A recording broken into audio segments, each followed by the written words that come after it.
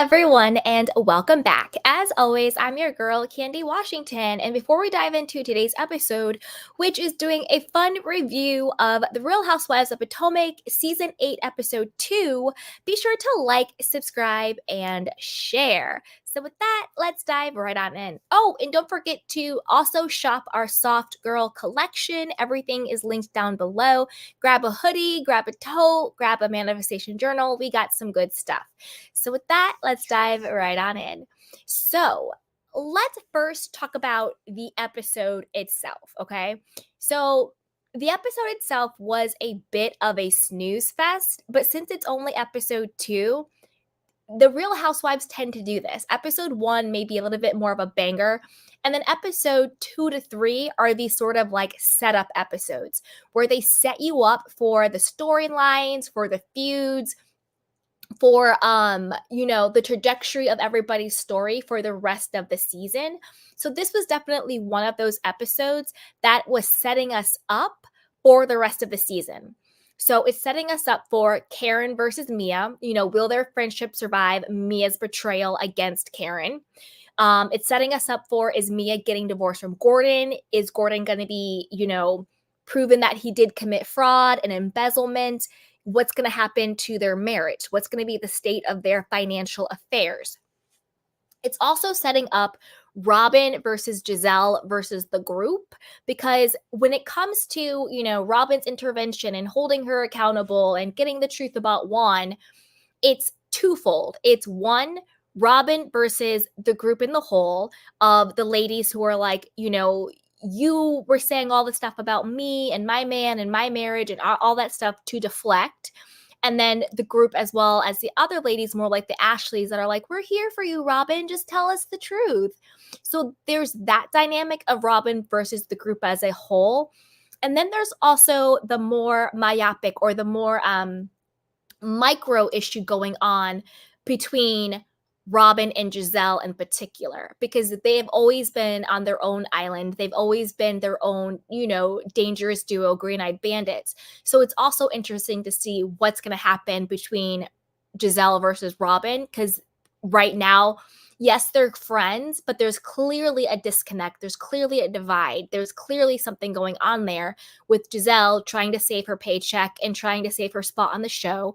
I do think the producers put her on notice and was like, if you do not come for Robin and this Juan story after your whole Patreon stunt, you might be looking for a new job, just like your Green Eyed Bandit friend next season, right?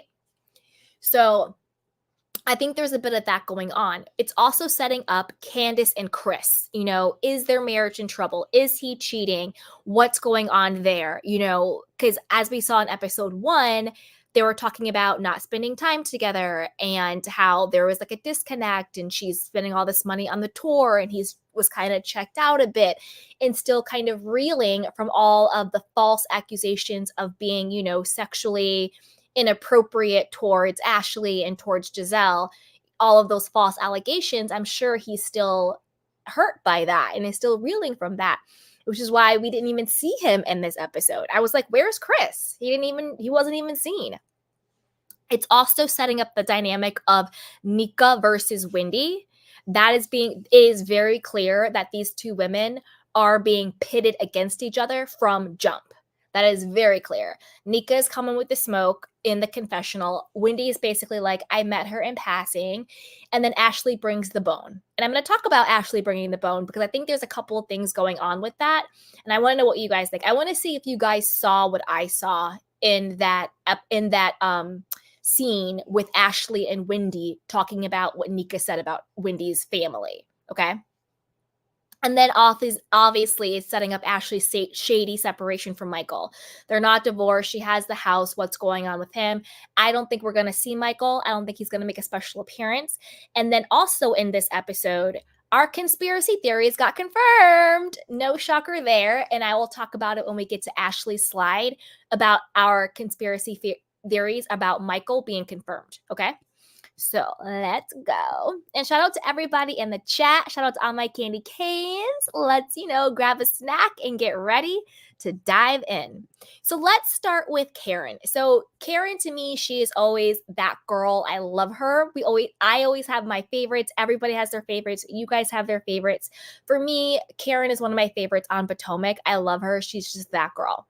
I love the shade she's giving to Mia about resetting their friendship. I think that's great. She's like, no, you're an acquaintance, boo-boo. You can't hug me. You can't get access. We can shake hands. Because Mia was dead wrong for what she did to Karen last season.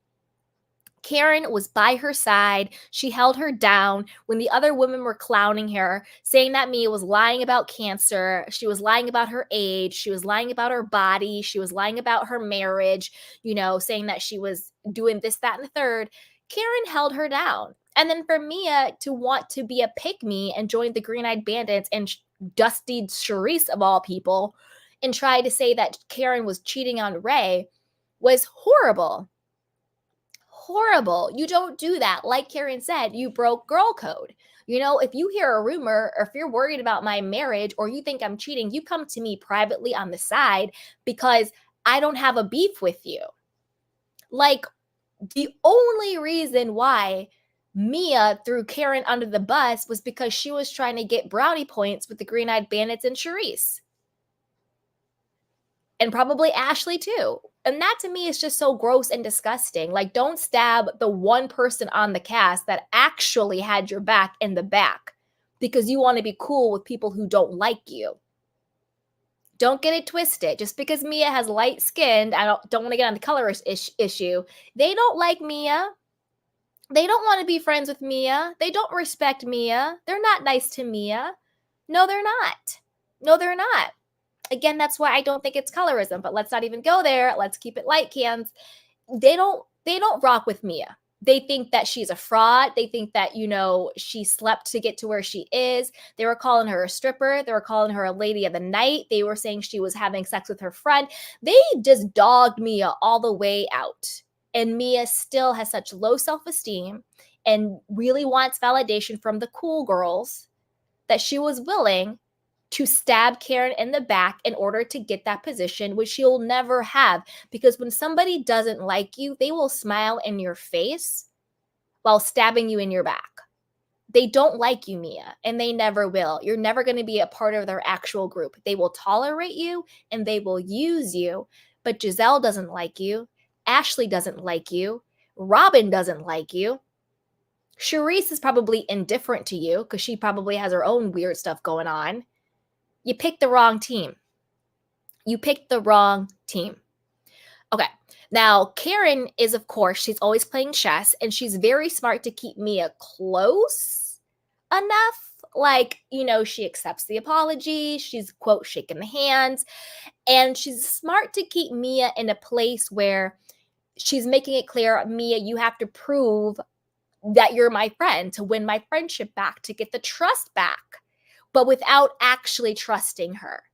So it's a very weird place, and I think a very strategic place to have someone think that they have to prove their worthiness to you and their friendship to you and their trust to you, because then Mia might, spill the tea, spill secrets, be a spy for Karen to get back in Karen's good graces if Mia has any, sense in her head, which I don't think she does, but if she did. So I think Karen is playing it smart. She didn't take Mia back wholeheartedly all at once. She's keeping her at bay a little bit, but she's not doing the misstep that a lot of housewives do. For example, like a Meredith Marks, where you hold the grudge too hard and too long, where you are now looking crazy like the bad guy, where it's like you are the person who was slighted, but you held the grudge a little bit too hard and a little bit too long, where now you're looking crazy. So I think Karen held the grudge for the perfect amount of time, so that Karen is still the victim of her being backstabbed, but she's also on the high road where she accepted the apology. She's going to see how it goes, and she's let the grudge go, but she's keeping her at bay. And that's how you do it. You hold a grudge for like 1 to 2.5 to 2 episodes tops, but then you got to let it go. or else you're going to turn out like Meredith Marks, right? And you don't want that. Now, Karen is about to be 60. She looks fabulous. Just want to give her a shout out for that. Absolutely looking fabulous. And then I wonder if it's going to be another season of Karen versus Charisse, right? There was still some awkwardness between them at Ashley's housewarming party. Charisse, to me, I don't know why they keep trying to make her happen on the show. Like, I'm confused. I don't get it. I don't get it. At this point, I feel so bad for Charisse. I don't even like want to say anything bad about her because I just feel like what is so missing in your life that like this is what you feel you have to, put yourself through. Basically being, like furniture at these places. Yikes. Okay, now let's move on to Messy Mia. Okay, so we talked a little bit about this with Karen's slide, but Mia was super messy and dead wrong for backstabbing Karen and all those cheating rumors. And then beyond that, and I said this before, and I stand by this, I love Gordon. I do. I think Gordon is a vibe. I love it when he gets like old creepy man and he becomes G. Like, I like Gordon. I think he's a vibe. I think he's a fun time. And I feel really bad for him. I think he's super depressed. I think he's very sad about everything going on with his marriage, about things going on in his finances, things going on in his business, his brothers turning on him. Because again, I need to know, did Gordon actually commit fraud and embezzle? Or is his brothers just being haters and trying to take him down a peg or two? Because family can sometimes be your worst enemy. When they see you winning, when they see you excelling, they can do things to try and take you down. I don't know yet. I need more facts. I need court documents. I need depositions. I need receipts. I need to know, because from episode 1, it seemed like Gordon was the one who was going to sue his family.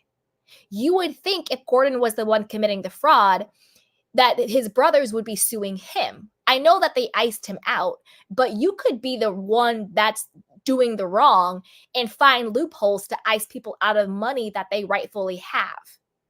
Maybe I just have a soft spot for Gordon, but there's a part of me that I need more information about this because he was saying that he wanted to sue them. So, and I mean, it's sad, but if we're being honest, sometimes your family members can be your worst enemies. They can be the people who are the most jealous of you, the people who want to take you down the most. So I need more information. Like I need documents, okay? I need documents. I need to do a Candy deep dive into this because I need more information. But where I say, Mia, I can't stand you. I cannot stand you because you had the audacity to get your lady of the night self up there. And I'm obviously not being disrespectful to ladies of the night. You guys know how I feel about that. I think it should be legalized. And I think that people who are sex workers should be protected. So I'm not disrespecting them. I'm disrespecting Mia. To say that you are defending Jazelle on Jazelle's behalf when she said at the reunion about your husband embezzling funds because you thought the same thing. And Karen, this is why I love Karen. Me and Karen are the same. Because Karen was shook. She was like, what? I didn't expect you to say that. Why in the hell would Mia be defending Jazelle for saying that her husband is committing fraud? And then have the audacity to say that she thought that he was committing fraud too and that she wasn't sure?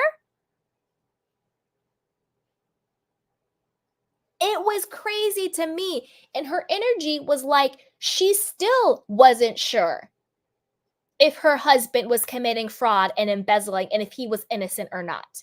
That was her energy. Like, well, I still don't know if he is or he isn't. Girl, bye. This is the thing. If she truly was unsure if Gordon was committing fraud or embezzlement or not, in public, you support your husband. In private, you ask all of the questions, okay? You ask all the questions. You get all the information. But in public, you need to hold him down until it is proven without a shadow of a doubt that he really did commit embezzlement, that he really did commit fraud. And then you publicly say, my husband was embezzling and committing fraud. I had no idea. And now we're separating. At least pretend. At least take a note from freaking Erica Jane Girardi. She was holding Tom Girardi down, and she still is holding his fraudulent self down. And everybody in the world know Tom is guilty as hell for fraud. And Erica is still holding him all the way down, lying for him, pretending things, still doing lawsuits, appealing lawsuits for earrings and, embezzling money from Wells Fargo and doing fake press releases. Erica is doing everything in her power to still protect Tom and herself and her assets. And Mia is up here defending Jazelle. Mia, shut up. If I had any ounce of any type of compassion or understanding or respect for you, you lost it. Because I don't care what you say about Gordon, he clearly really loves you. And he clearly was holding you down and taking care of you and your family. Not that men should get kudos for doing what they should do. You should hold down your family. You should take care of your wife. You should be respectful to her. You should take care of your kids. I totally get that. I'm not giving him kudos for what someone should just do as a husband or a father. But I do think it's important in how she's now treating him, throwing him under the bus, defending nasty Jazelle, who has talked about everybody's man and has tried to destroy everybody's marriage. She had Chris and Candice fighting for 2 seasons. The first season was because she was clowning him, saying he's the husbandager and does he have a job and he's living off of Candice's mom's money. And then Candice, with her stupid self, went and was like, Chris, this is what Jazelle is saying, and blah, blah, blah. Again, not defending her husband. And now look at the state of Chris and Candice's marriage. I think that's on very thin ice. And then last season, lying on Chris, Then she tried to destroy Karen and Ray, tried to destroy Ashley and Michael. Systematically, she's gone for everybody's relationship. And Mia, with your stupid self, and I don't want to be mean, but with your ding-dong self, is up here defending her instead of your husband. And then in episode 1, Gordon is clearly going through depression. And you're trying to shame him, being like, I was yelling at you to get off the couch. He's on the couch day after day, hour after hour, because he's depressed. Not because he's lazy. He's clearly not lazy. He's depressed. And when people are depressed, they don't have the motivation. They don't have the energy. They don't have the creativity. They don't have the drive because they're going through it. And instead of holding down your man, you have the audacity to be out here trying to shame him for where he's at mentally, which is another reason why I think his family is doing him dirty. I don't know. Again, I don't have the receipts on this. This is just a gut feeling. I think Gordon's family is doing him dirty. I think if there's anything shady going on at the practices, I think they were all in on it, whether it was like insurance stuff or I don't know, kickbacks or paybacks. I think if their chiropractic, the joint, franchise were making money in a shady way, I think the entire family knew and the entire family were in on it. And I think his brothers got green eyes in themselves. They got jealous. And then they tried to take Gordon out of the business. That is what my gut is telling me. I don't think that Gordon was stealing from his family by himself. If there was any type of scheme or scam, I think the entire family in the family business was in on the family scam of it all. I think Gordon feels betrayed by his family. I think he feels abandoned by his wife, and I think that he is depressed. That is what my gut says. I could be wrong. But that is what my gut is saying. I like G. I have a soft spot for him. And I think that Mia is just dead wrong and horrible. And I hope Gordon divorces you and takes the kids and leaves you by yourself. because you're horrible. Okay. Now, blaming her violent behavior on mixing pills and alcohol. This is an excuse as old as Erica Jane. I'm cussing kids out. I'm hitting people with my purses. I'm tossing drinks. I'm being evil and mean because I'm popping pills and alcohol. Well, this is the thing. Maybe you are popping pills and taking alcohol. Not an excuse. Not an excuse. You are still liable for your actions. Not an excuse. You're liable for it, but they love to say it. And you're not drinking. Wine is alcohol. You're just trying to not take accountability for your own violent and toxic behavior. Do you know what I'm saying? Like, girl, take accountability for your own actions and for your own behavior. You're sloppy, you're messy, you're violent, you're disrespectful to your husband, and you're a backstabber to your friends like Karen. So whatever you get this season, you get it. I'm over you, Mia. Over you. Just about as over Miss Robin over here. Oh, Robin with her stale self. With her stale self. Okay, Robin keeps saying, I don't care what the ladies are saying, because she's mad that her and Juan's scheme got exposed.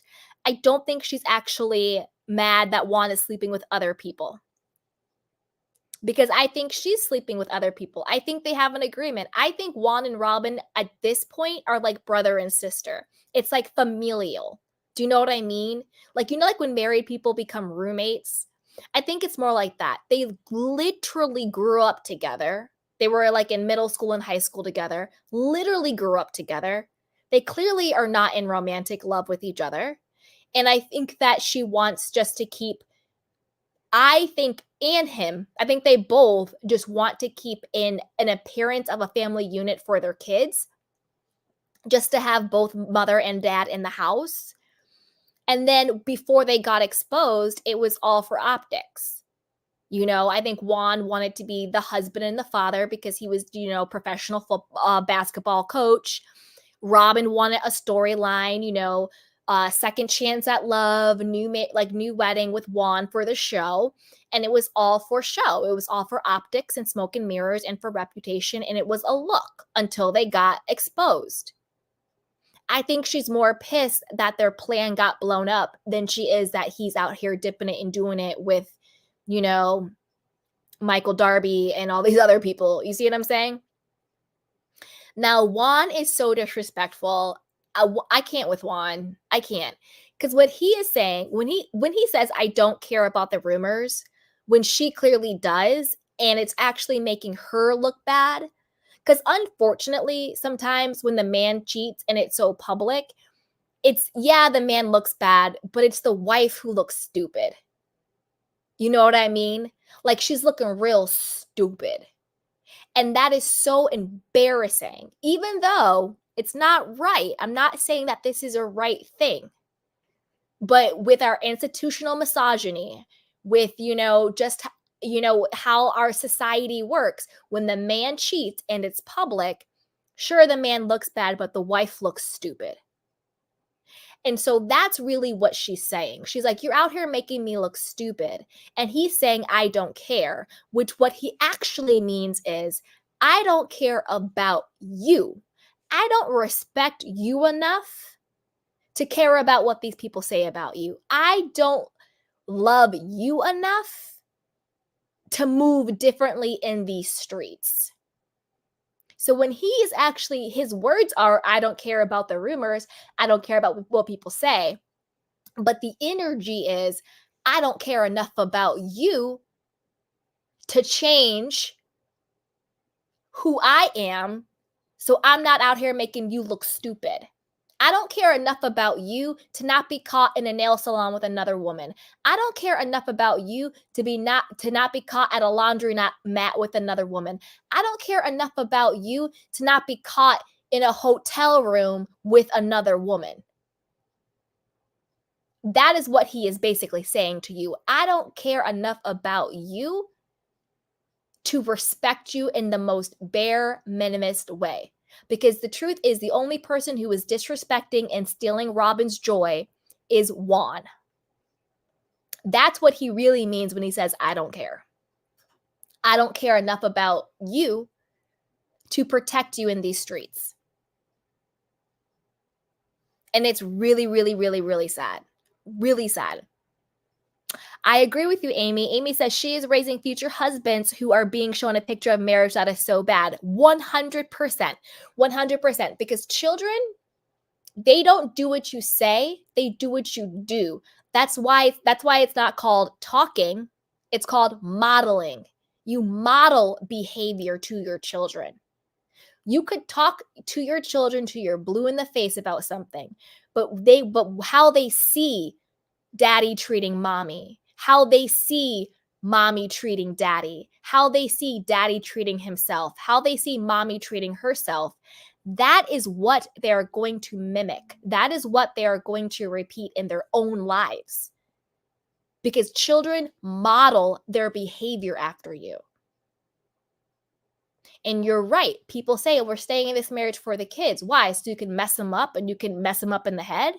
If it's healthier to be apart, that is better for the children than to stay in a very toxic situation. Because even the kids look like they weren't buying it at their little, Hawaii, Bermuda, wherever the hell they went wedding. The kids were sitting there like, why are we doing this? They were looking like mommy and daddy are lying because the kids are smart. They have a thing called the internet. They have a thing called intuition. The kids are in the house. They hear everything. They see everything. They're not dumb. They're not done. Juan looked at her basically and was just like, I don't really care enough about you to not have you be embarrassed out in these streets. Now I'm going to throw a little bit of shade, but I'm going to preface it for my candy canes and my new candy canes. Anytime we talk about, sexuality or any of that stuff, we are inclusive. So straight people get the shade, gay people get the shade, pansexual people get the shade, trans people get the shade. Because here we believe humans are humans and love is love and everyone is equal and the same. Did you guys catch when Juan was like, I love my guys hard and they love me back? I was like, I bet they do. How you doing, Juan? How you doing? Now let me stop. But we love everyone here. Now, on the flip side of that, as much as Robin is annoying and whatever, I do wonder if she is still struggling with her depression. Because, last season she was talking about, very similar to Gordon, not being able to get out of bed, feeling very lethargic, going through the pandemic and just not feeling like herself. And to us, it was pretty obvious that she was going through, some form of depression. Again, I'm not a doctor, I don't diagnose, but I don't think it's that big of a leap to understand that some people do go through depressive moments in their lives. We all have. Everybody has. I've been depressed. You've been depressed. Everybody's been depressed. If you are a human being breathing on this planet, at some point in your life, you have felt depressed. Doesn't mean that you have clinical depression, but at some point, you're going to go through it. It's just a part of the human experience. And if you think you've never been depressed, you need to sign up with a therapist ASAP because that's a bigger sign of a problem. Okay? But here we go. Do we think she's still a little bit in denial about it? I mean, she's in denial, she's sad, and she's numbed out. They were saying that she was, quote, indifferent, but I don't think she's indifferent. I think she's numbed out to it. I think that she is afraid that if she actually taps into her anger, she's not going to be able to turn the anger off. So it's not that she's indifferent. It's not that she actually doesn't care. I actually think she cares so much that she has to be numb to it because she's afraid to actually feel it. You know what I'm saying? I think that she is angry. I do think that she is embarrassed. I think that she feels disrespected. I think she feels like a clown. I think she's still feeling depressed. And I think that her indifference is just a mask to the denial and the numbing of it. Because as much as not that I don't like Robin, I just think she doesn't really give anything. It's not like a personal thing. I still feel compassion towards her because I can't imagine what it feels like to be in her situation. where you're lying about the state of your life. You are being clowned every other day, like, and yes, a lot of it is her own fault. She agreed to the charade. She agreed to the lies. She agreed to the fake relationship. I get it. I get it. I get it. A lot of it's her own fault. But I still do feel a bit of compassion toward her as a human being. You know what I'm saying? And so I wonder if a lot of how she's reacting to this is from a place of numbness. Because I think she's actually, that's why, and that's another reason why, if you noticed, the theme of what her and Juan kept talking about was, oh, they want you to be angry. They want you to be mad. And, get mad at me, get mad at me. And she was so flat. And I think the reason why the theme was get angry and get mad, because that's the one thing she's not allowing herself to actually feel and do, is to be mad and to get angry and to say, you know what, my life is not what I thought it was going to be. You know what, I'm actually not happy. You know what, I'm tired of being embarrassed and looking stupid as hell out here in these streets. I'm tired of being fake married to a man who clearly does not love me. I'm tired of worrying about my sons, watching this fake relationship. I bet you she's very tired. I bet you she's very, very, very, very angry. And so this whole indifference, I don't care, is very, very scary to me, because I think the people who are the angriest, like truly the angriest, are the people who pretend like they're not. And that's very, very scary. Very, very, very, very scary. I think it's going to take one match, one moment, one something to poof, to all of that anger is just going to come pouring out. Come pouring out. Yeah. So it's a lot. It's it's an absolute lot. And she's also always defending him. Like Miss T said, I was shocked what she said after the reasons surrounding his termination from the college. Yeah, that's another thing. She's probably tired of defending Juan all day. We all read the press releases. We all read, the documents about the lawsuit and the sexual allegations and all of that stuff going on. And she's still trying to defend him. He did the best he could. He did everything right and blah, blah, blah. And he was like, I'm just too friendly and I just put people above myself. And she's like, yeah, I do too. Like, just psycho stuff. Super psycho stuff. Like, this is the thing. The response that Mia had about questioning Gordon, whether or not he was embezzling, is the response Robin should have had about Juan's involvement in a sexual assault allegation against a student at the university that he was having. His involved in like the cover up of it, right? Not that he was the one who did it, but that he was involved in the cover up of it, right? That's basically why he was in the lawsuit. And then he got fired because he was bringing too much. In my opinion, I think they fired him not because he was involved in the lawsuit, but they fired him because his wife is a public figure and it brought too many eyes. It brought too much smoke, too much media attention to the lawsuit in the university. Because unfortunately, these lawsuits against any type of university or corporation or industry entity are a dime a dozen. It's really, really sad how often people are abused and hurt and it's covered up. The difference is this one got the smoke because she's on the show. And I think that's why they fired him, because they didn't want all of the media attention, all of the scrutiny that comes along with it. And that's why he got fired. I think if he had not been in the public eye, it just would have been another lawsuit, another cover up, another payoff. That's why I think he really got fired. They didn't want the smoke. But if I were Robin, in those situations where it comes to, were you participating in the cover up of a child, of a student being, I know of the kids like, in college or whatever, but he's still a kid. All of that stuff, like, were you involved in that? That's when I would have questions. That's when I would be like, let's talk about this. That's when I would be like, what's going on? Like, The way Mia was up against Gordon, that's how Robin needs to be about Juan. But she just sounded like a wound-up doll. He did the best he could. He did everything right. He is amazing. He had nothing to do with this. He just puts everybody above himself. Juan is amazing. Juan is great. Juan is a god. I love Juan. He's so amazing. It was just like freaking like blink twice, Robin, if like you need help. Like what is going on? What is going on? It was so crazy. It was absolutely crazy. But that's what I think is going on here. I think that she is just I think she's super angry. I think she feels very embarrassed, humiliated that everything got exposed. But Robin, the only person who can save you in this situation is yourself. You need to get honest about what is going on in your life, your quote marriage, your quote situation.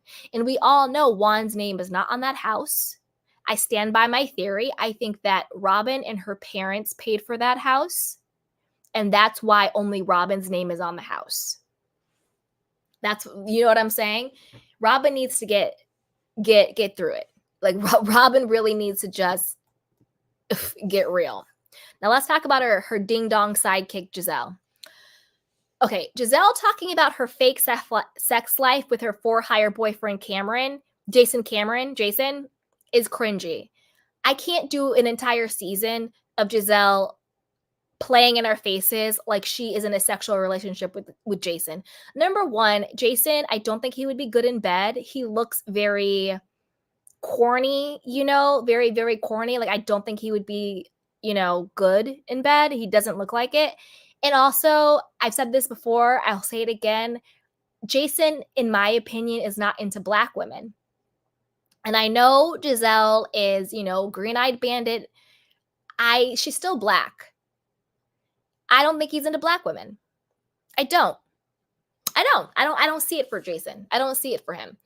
And I think it's just really weird and bizarre. And it's almost like thou dost protest too much. The more you're talking about, oh, this young thing I'm having sex with, this sex is amazing. And oh, I'm so wide open. It's like, yeah, we all know you're lying. You're lying. Because people who are really having it and it's fun, you don't talk about it a lot. You just have like a glow. You have a bounce.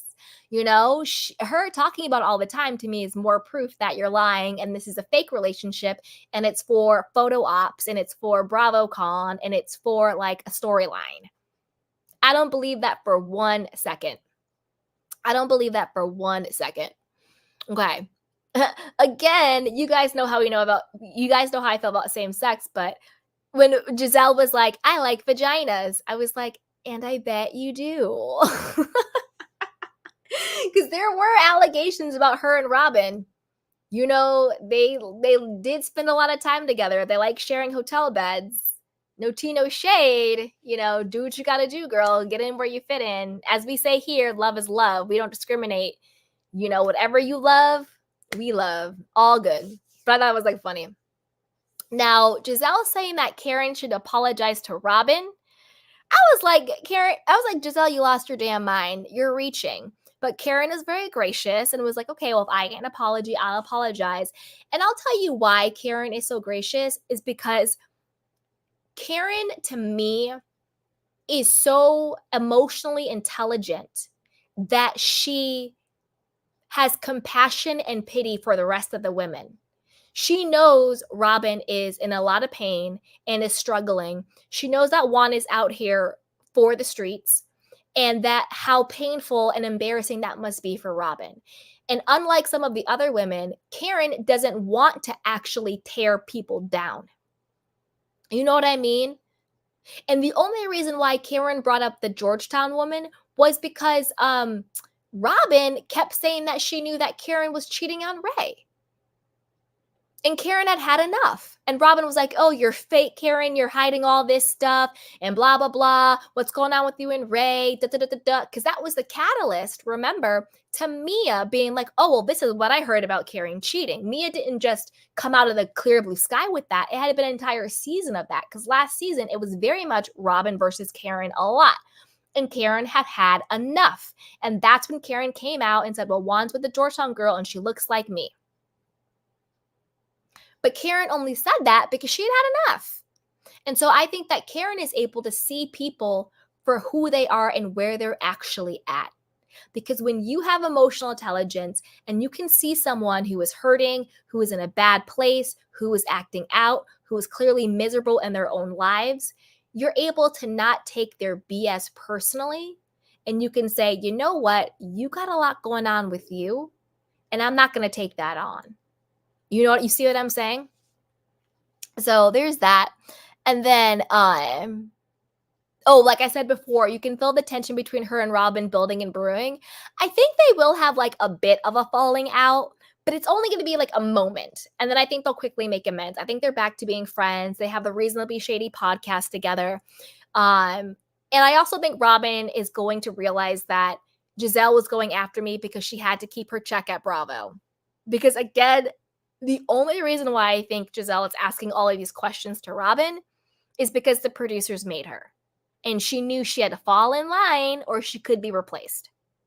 And she wanted to save her spot on the show.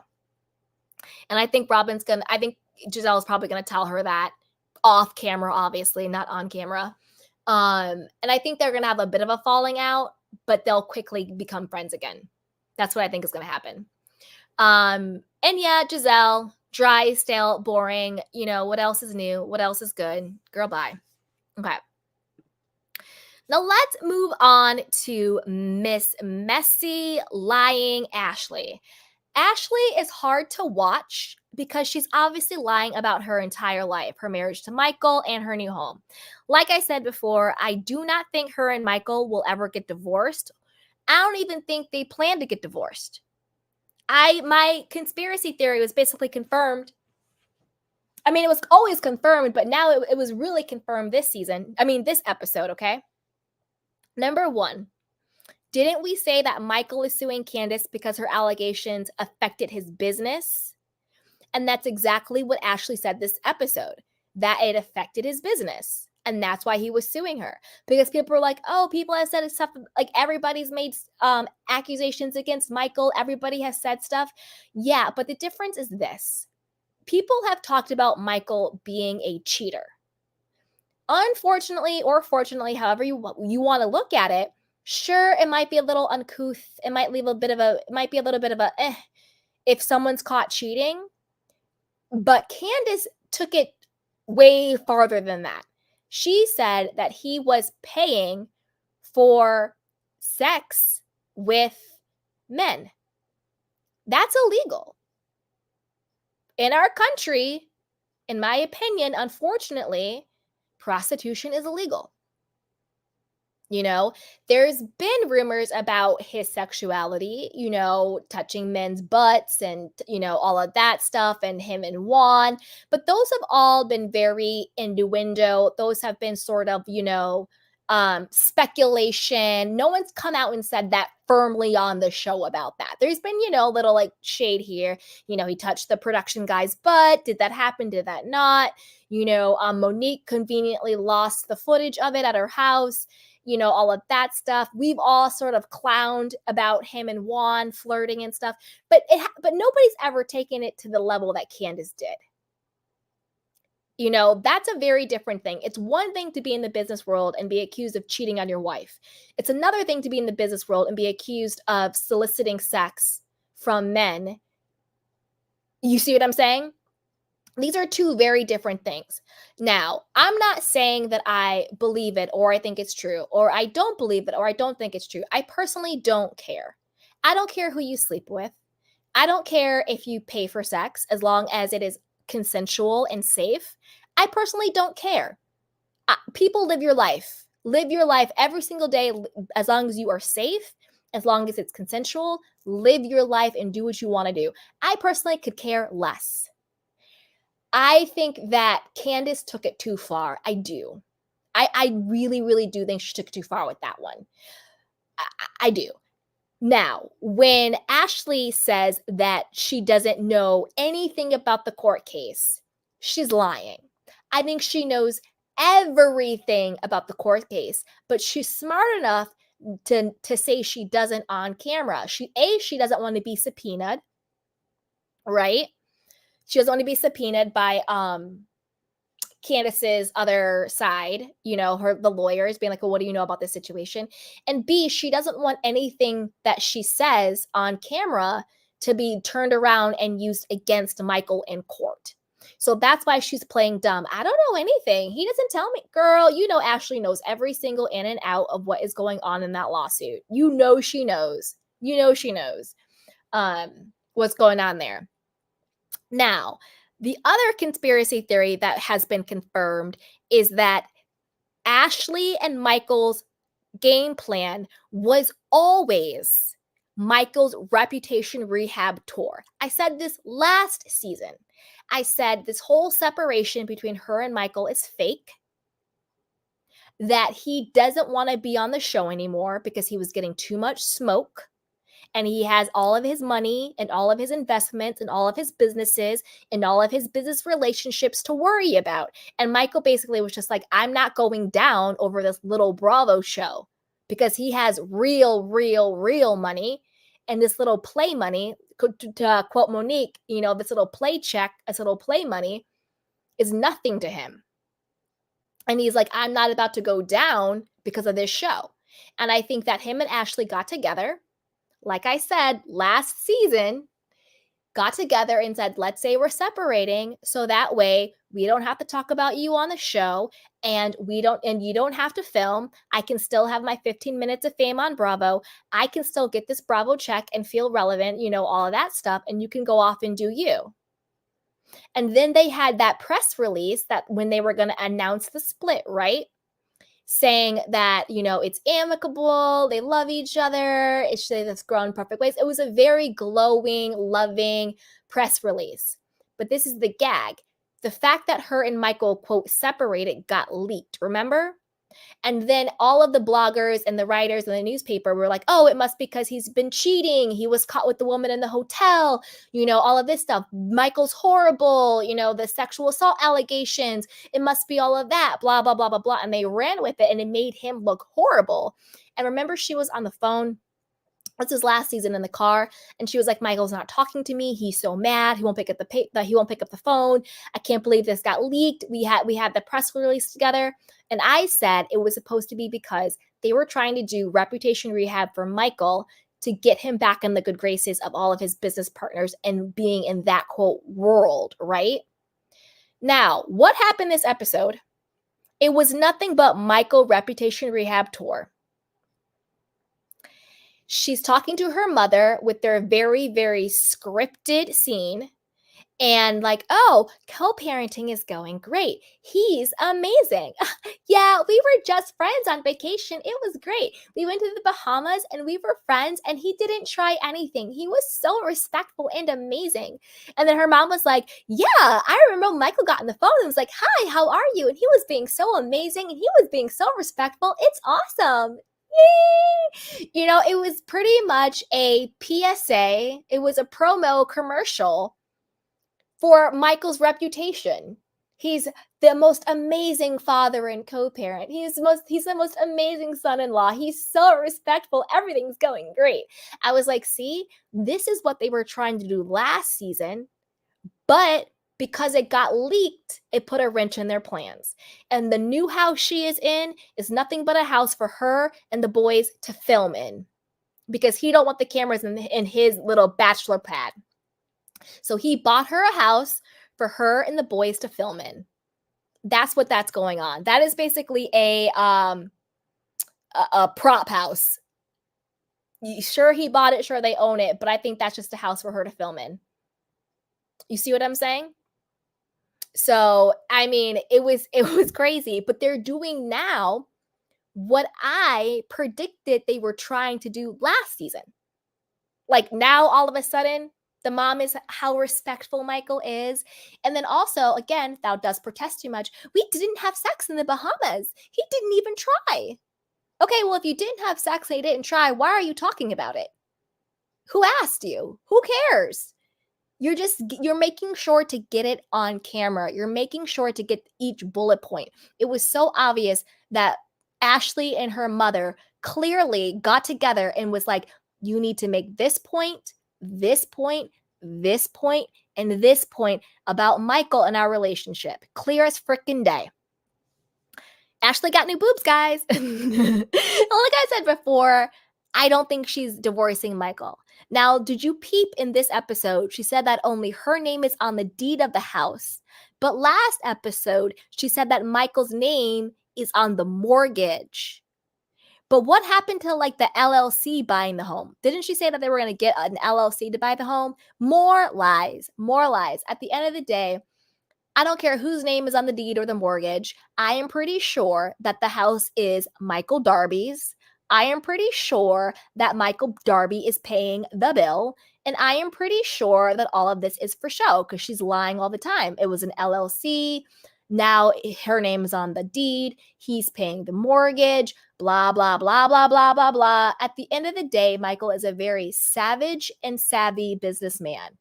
So whatever is going on, at the end of the day, I can pretty much guarantee the house is his. The house is his. You see what I'm saying? So, girl. Now, okay. Oh, okay. Now let's talk about, I'm going to fast forward to the end of the episode where it's Ashley and Wendy and they're talking. Okay. It is so clear on Ashley's face that she does not like Wendy. She has a little bit of disdain for her. However, when Wendy was opening up and being so nice and being like, like, I want to thank you, Ashley. Like you've always been like so diplomatic, or, whatever the hell Wendy was saying. Wendy was basically like, you've always been really kind to me and you've always been very neutral. And I want you to say, and I want to be able to say, like, Ashley's my girl, but like, I'm worried that you're going to like backstab me, after everything that happened with like the Eddie rumors and all of that stuff. Right. So Wendy's being very vulnerable and she's like, I like you, Ashley. And like, thank you for being, neutral to me. But I'm obviously, concerned that you're going to backstab me because of what has happened in the past. And then you can see Ashley's whole energy and body change because I think in her mind she felt guilty because what Wendy was saying is exactly what she had already done. She had already, prior to this conversation, was stabbing Wendy in the back. She had already set up with Nneka for Nneka to be the one to go after Wendy. She had already had the conversations with Nneka about Oshu and Oshun. I'll talk about that when we get to Wendy's slide. She'd already set that up. She'd already kind of put the bug and the battery in Nika's back to go against Wendy, which to me is just so clear and so obvious, clear as day, to go against her. All of that stuff. And I think on Ashley's face, because I do think Ashley has a good heart. She's messy as hell. She will lie in a second and all of that stuff. But I don't think at her core, she's an evil person. I just think she's a very messy as hell person who's not to be trusted. But I don't think she's like evil or anything. And I think that she felt guilty. And that's why she started spewing out everything. She's like, oh, okay, well, since you said that, well, then I have to tell you, like, I did have a conversation with Nneka, and she said that you and your family was like Osu or something, and you guys were like cursed, and she said that, like you guys were blah, blah, blah, blah, and Wendy was just like, whoa, okay, well, it's, it's an outcast, and that's not us. I think Ashley felt very guilty because Wendy, unbeknowingly, was calling her out on her BS and on her strategy. Ashley had already set up for Wendy to take the fall with Nneka. And then that's why Ashley was like, oh, well, like, we don't really hang out. I don't get to know you. We don't do like mom stuff. And Wendy was like, well, no, I invited you to Carter's birthday and you didn't come. And Ashley's like, you're right, I didn't come. And that's why I didn't get invited anymore. And she's like, yeah, but like, let's do stuff. So I think that when Ashley saw that Wendy was actually coming to her in a vulnerable way, being like, hey, like, I like you. And like, I want us to hang out and do mom stuff. And I've invited you to things. I think Ashley started to feel bad that she had already set Wendy up. And that's why she started to spill everything coming out. You know what I'm saying? So I think that's really what was happening with her.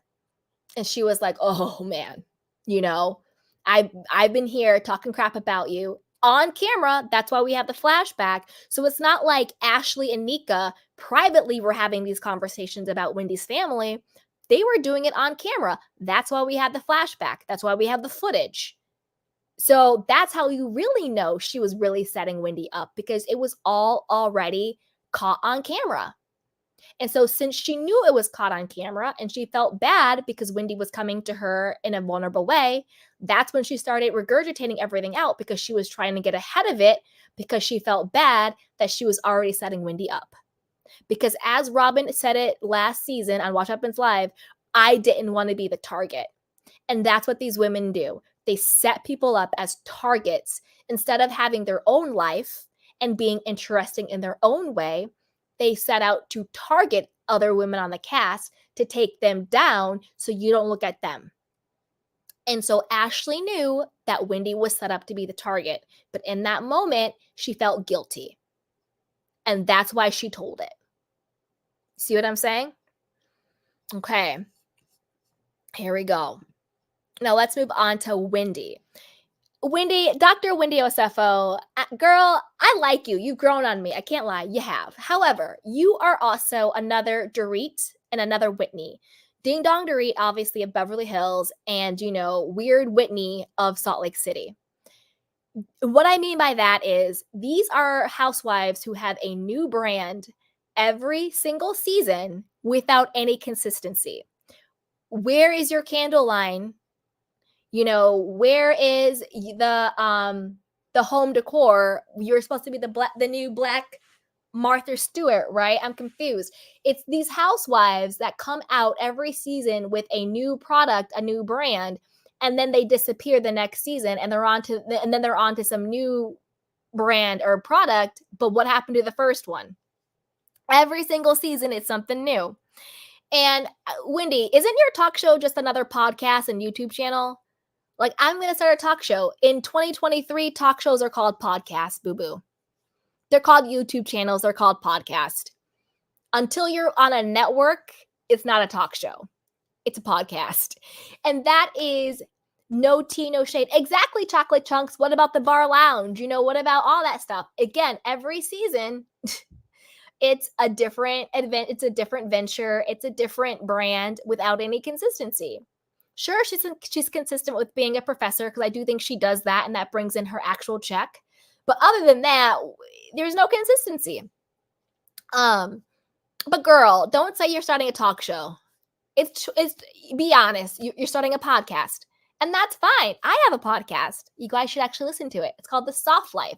It's all about wellness and self-care and self-love, manifestation, healthy relationships. It's great. I love it. But it's a podcast. It's not a freaking talk show. It's a podcast, okay? So just call a thing, Wendy. You're starting a new podcast, which is great. I think you should. I think everybody should have a podcast if they want to. No problem. No big deal. But it's not a talk show. I was loving the shade when she walked into Ashley's housewarming party, right? When she returned the no hello and the no hug shade to Jazelle. Because do you remember, put on your candy cane hats, do you remember episode 1 of last season when I think it was it Karen's anniversary party or something like that? Karen's spring party, I think it was. When Wendy came to the spring party and she went to give Jazelle a hug, and Jazelle said no. And she sort of gave her the hand and walked away and was like, no, I'm not hugging her. So why would you expect Wendy to speak to you now, Jazelle, after you treated her like she was a piece of crap on the floor? She went in to hug you, and you literally scoffed away from her. You guys remember? It was episode 1 at Karen's spring party of last season. So, girl, bye. She's just giving you what you got. Tit for tat with this one. We can be petty all day long. Tit for tat. I'm giving what you give, and that's what it is. And yeah, why? And then why would she, be nice to Mia when Mia threw a drink in her face and tried to bop her with her purse? I wouldn't be trying to touch you either if you assaulted me. No, thank you, ma'am. Stay over there, messy Mia. Freaking, disrespecting your husband. Justice for Gordon. Justice for Gordon. Ugh. Okay. Also love the confessional shade to Cookie Monster Deborah. Deborah to me is worse than Charisse. Why? Why? Why does she have to come? Why does she have to be on my TV screen? Why does she have to be at events? Like, Ashley, stop trying to make Candice happen. Like, stop. You yourself are messy enough. You yourself is a mouthpiece enough. Stop delegating your crap to your friends who just want screen time. Deborah cannot be a housewife, please. If she becomes one, I'm out. We just gonna focus on the other cities. I'm out. I don't think Deborah should be there. I don't like her. She's weird. She's weird. Okay. Now let's talk about Oshu versus Oshun. Now, this is a disclaimer.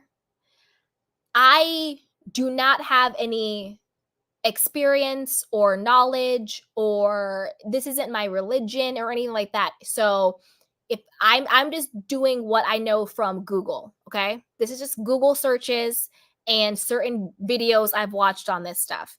I personally am Christian, okay? So I'm saying that because I don't want to act like I am an expert in somebody else's culture or somebody else's religion or in somebody else's belief. I am not. I am a Christian. So what I'm getting is from the internet, Google, just like everybody else, okay? Now, this is the question I had. Are they confusing Oshu with Oshun? Because, and I'm going to tell you what I found out and let me know what you guys think, okay?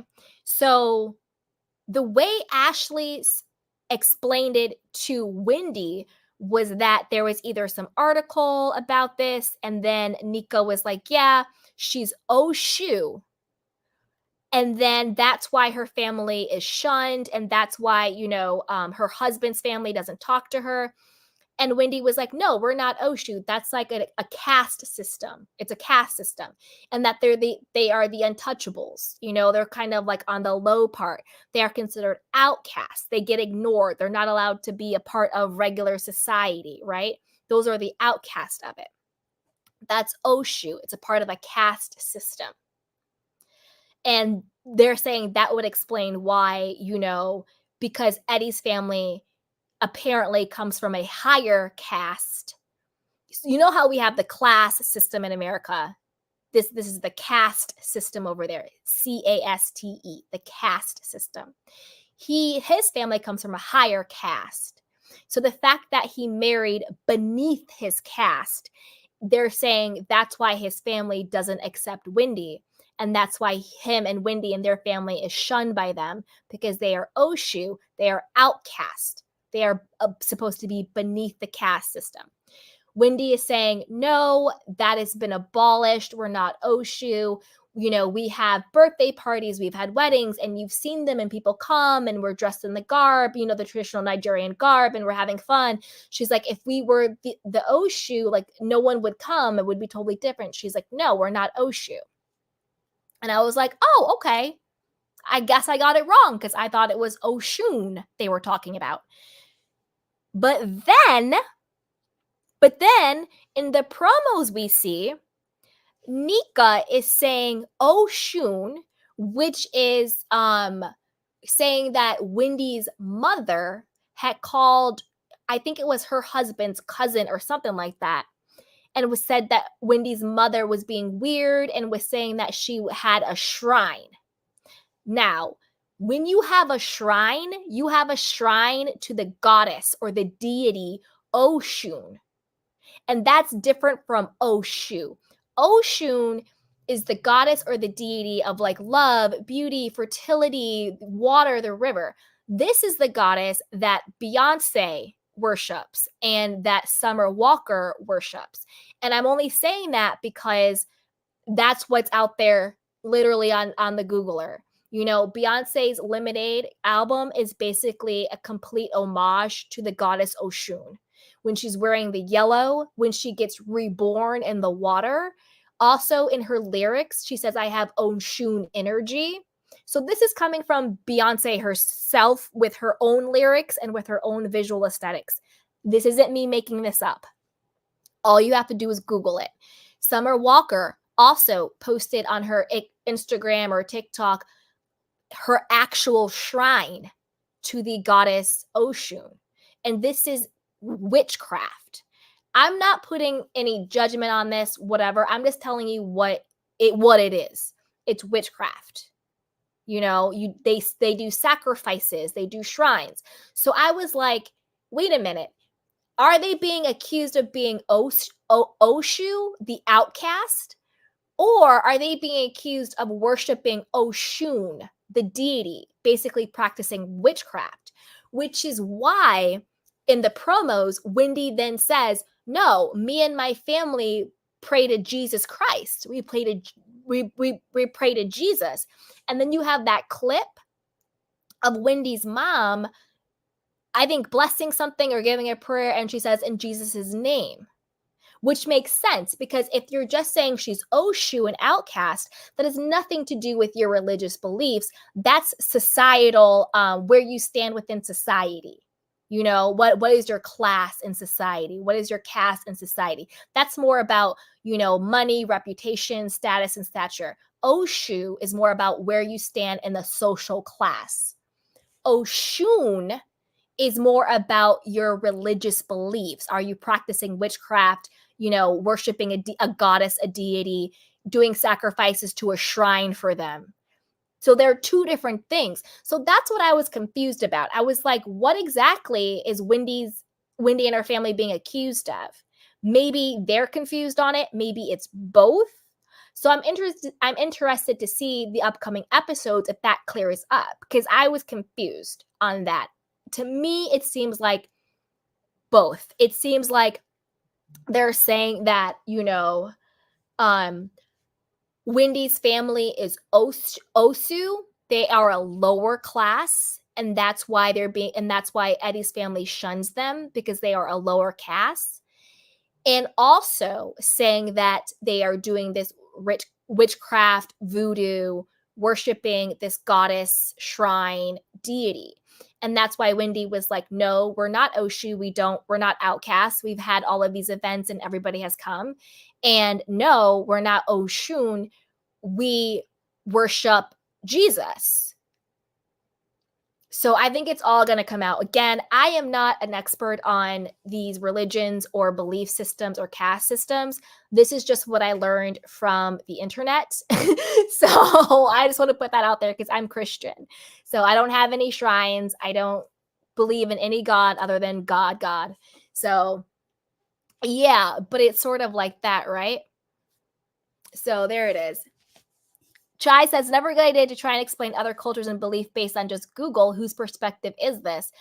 No, I think it's fine. I think that's what it's about. It's about learning about other cultures. It's about, you know, reading on other things. That's what I'm saying. I think it's good to have conversation in other cultures and other things, like in other religions. And their perspective on this is during research. That's how you research in 2023.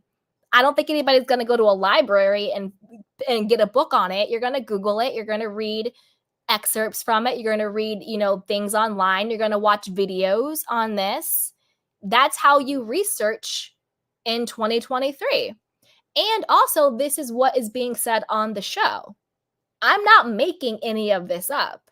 If you watch the show, this is what they're saying. So I'm not sitting here making up something about somebody else's culture. I'm repeating what they said. And then I did supplemental research so I can understand what's going on.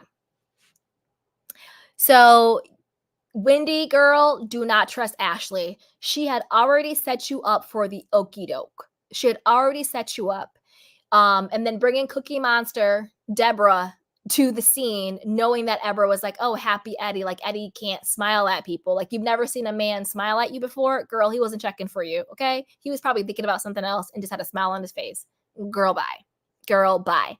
But I do think Ashley really exposed herself in the conversation she had with Wendy, and she started to feel bad because she knew she had set her up. And that's why she started to, and it was a little bit of throwing Nneka under the bus. Like, let's put this, that Nneka was saying this, not that I was meddling. That's why the producer said to Ashley, well, you know, you made it sound like Nneka was talking crap about Wendy. And Ashley was like, oh, I did? Yeah, it was the tequila.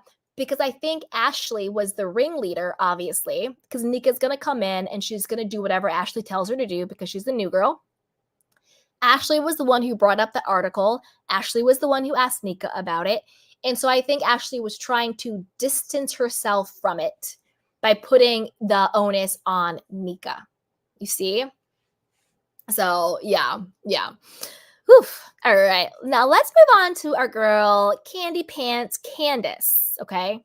So Candice is on the hunt for yet another label. Okay, girl. But she looks great, though. I think Candice looks really good. I think she looks the best this season I've ever seen her. I think she looks really, really good. But the reason why I think she's on the hunt for another label is because I think that the label isn't giving her any monetary backing. And I think that's why she's saying, I need to go to a bigger label, is because I think what she really means is I need to go to a label who's going to fund my tours and who is going to fund my musical career. I think the what do you call it? I think the music label she's at right now, Monarch, I think they brought her on thinking that her being on the show would carry her and thinking that her being on the show would be a come up for them. Since I had never heard of Monarch, not that I'm in the music industry or anything, but I never heard of it. So I think that they thought her being on the show, them getting their episode in where she signs with them would be a come up for them. You know, we're talking about them. We know their name now. And that her being on the show would carry her. But I think she's tired of paying, like she said, 6 figures for her own tours and her own whatever, you know, the wigs and the costumes and the dancers and the makeup and the hotel rooms and the travel and the food. I feel like she's footing the bill. And so that's why she wants to find another label who's going to foot the bill, because that's kind of the reason why you sign with a label, is so you're not independent. It sounds like Candice is independent, but signed to a label. Because when you're independent, you pay for everything yourself. But when you sign to the label is supposed to bear the brunt of your marketing expenses. And your tour is only one big marketing campaign. That's what a tour is. It's a huge marketing campaign, right? I need some water there, you guys. So that's what I think is going on with Candice. But I don't think she wanted to come out and say that. But I think that's what's going on with her. Now, I have a question. Is Candice and Drew beefing? Like, why? Like, Drew, let me put it this way. Drew Sidora, to me, she's a little bit corny. Like, I'm not like a Drew Sidora girly. Like, she's a little corny to me. I'm happy she's finally divorcing her husband because he was toxic and narcissistic as hell. But Drew herself, to me, she's a little corny. She's a little corny, right? But I didn't know why Candice was going at her like that. And I was like, are you jealous? Because they're both singers, they're both housewives, they're both actresses. And to me, it was really disappointing that Candice would see her as competition rather than as a collaborator. Because as corny as Drew is, I do think Drew is very kind-hearted. I do think she really is a collaborator. I do think she's a supporter. Drew to me is not a hater on anybody by any means. I think she's genuinely nice, a bit boring, a bit corny, but she's a nice person. You know, Drew doesn't really hate on anybody like that. And it seemed to me like Candice was hating on her. Like, well, I sold out myself, and so I don't need anybody to help me sell tickets. So when we go to Chicago, let's book the other person. Like, I don't need to do anything else with Drew musically. And I'm kind of like, did something happen behind the scenes that we don't know? Is there a behind the scenes beef going on that we don't know? Like, I'm super confused. Like, why did you need that conversation on camera? Because I don't think any conversation that these people have with their so-called assistants, with their mothers and their daddies, and even their kids sometimes, are not scripted. These are not just, oh my gosh, you know, my assistant happened to pop by and we're having a completely authentic, candid conversation about what's going on. And I didn't plan this at all. Absolutely not. All these conversations these people are having, They have been scripted. I don't mean they have a script. I mean that they have been briefed. Like, yo, mom, you need to hit these notes. You need to hit these key messages. Hey, baby girl, I need you to come on. Like Monica on Salt Lake City. I think she 100% coached and prepped and scripted her kids to all of a sudden now be so scared of their grandmother. When the entire season, the kids and their grandmother had a very loving relationship. People will come out here and use their kids for storylines. It's dirty. We've seen it before with other housewives using their kids to create a false narrative. So I don't know why Candice felt the need to script that scene going so hard for Drew Sidora. Like, I just don't see Drew being messy like that. And that was a little disheartening. If you don't want to work with Drew anymore, don't work with her. But what was the need for the shade? Because unfortunately, I watched the last season of Atlanta. I don't know why I wasted my life doing that. Never again, Atlanta. I'm out. But I remember when Drew got the call that she was gonna, be on stage with Candice, and Drew was so excited. She was like genuinely like humble and grateful and excited and like wanted to do it. Candice is my girl, blah, blah, blah, blah, blah. So why are you being so nasty towards her? Like, these are the moments where I'm like, Candice, I want to like you, but you make it really, really hard. Like, you make it really hard, girl. Now, the rest of the group, except for Karen and Wendy, to me, are clearly trying to get Candice off the show. You know how they say, if no one will film with you, you get fired. I think they're trying to ice Candice out. I think they want her off the show. Now, let's talk about, is there trouble in Chris and Candice's marriage? I think there is. I think it started before the Jazelle and Ashley allegations, but I think that was kind of like icing, cherry, nail in the coffin. I think that they are living separate lives. I think Candice is on tour. She's dipping it and doing it. She's acting. She's singing. She's doing her thing. I think Chris is back in Potomac, doing whatever he does, cooking, baking, doing hotel stuff. I don't know what he's doing. I think they're living separate lives. I don't think that they're having a lot of sex. What happened to the baby talk? That sort of just stopped. There was really no conclusion to that. Weren't they trying to have a baby? Maybe I missed it. Did they talk about it last episode? Chris wasn't even in this episode. Did I miss it? Seemed like the whole them trying to have a baby conversation just went, no, it just kind of just stopped. It went silent. Do I believe the allegations about this woman who said that she was cheating with Chris, and we all know what she said happened, what went down. I don't believe that woman. She seemed a bit unhinged. She didn't seem like a valid source to me. I don't even think it's about cheating. I just think that they're not happy. I don't really even think it's about that. I think they're not happy. I think that Chris doesn't feel supported by Candice. And I think Candice kind of wants a more, quote, successful man, if that makes sense. And I don't think that Chris feels supported by her. I just think they're not in a happy marriage. I don't think they're happy. That's what I really think is going on. I don't think it's about these weird people out here, saying all this stuff about Chris and all that stuff. I don't think it's that. I just think that they're not happy in their marriage. I think that they're in two different places. I don't think that I just think that they're just not happy. That's what I really think is going on. Okay. Now let's see what else. Oh yeah. I still believe Candice should retract the Michael sex allegation she said. Whether it's true or not, I think she should retract it. This is just me, how I think. When it comes to legal stuff like lawsuits and the police and lawyers and anything to do with our legal and judicial system, to me, the less is better. So why are you, and I said this on our last live, why are you continuing a lawsuit? To prove what, Candice? To prove what?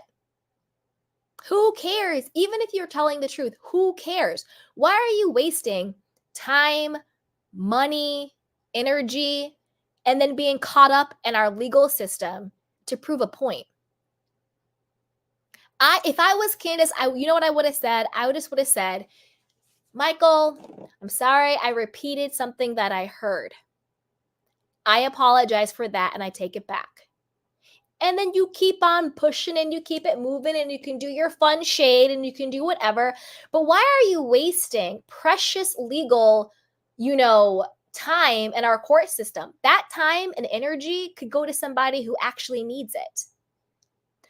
I get people might be like, well, why is Michael suing? Everyone's talked about him. Why is he suing? Well, he's suing because her allegations, unfortunately, in our society are very detrimental to his bottom line. Whereas what she said about him does affect him negatively. And I'm not defending Michael. You know what I'm saying? I'm not defending him. I'm not a Michael apologist. Absolutely not. But I think for what they're being sued over, I personally side with Michael on this. She said something, true or not, on national, international television that really has been affecting this man's money and business, right? And when I say true or not, she didn't have any receipts. She just said, she was just saying all this stuff. And for her to continue the lawsuit, it's like, for what? On the flip side of that, if there was a lawsuit about something that had actually happened to her, like if he hit her, if there was a sexual something that without consent, you know what I'm saying? If there was something that he did to her business, if there was something that he did to her and she wanted to sue him, then yes, 100% you rock it till the wheels fall off. But to me, why would you continue a lawsuit against a man with endless pockets because you want to prove to the world that he's paying for sex with men? That to me, I don't get. You know what I'm saying? Like that to me, I don't understand. And the thing is, if she had taken the high road, would our opinion change on whether or not she's telling the truth? No. Anybody who believes what she said would still believe it.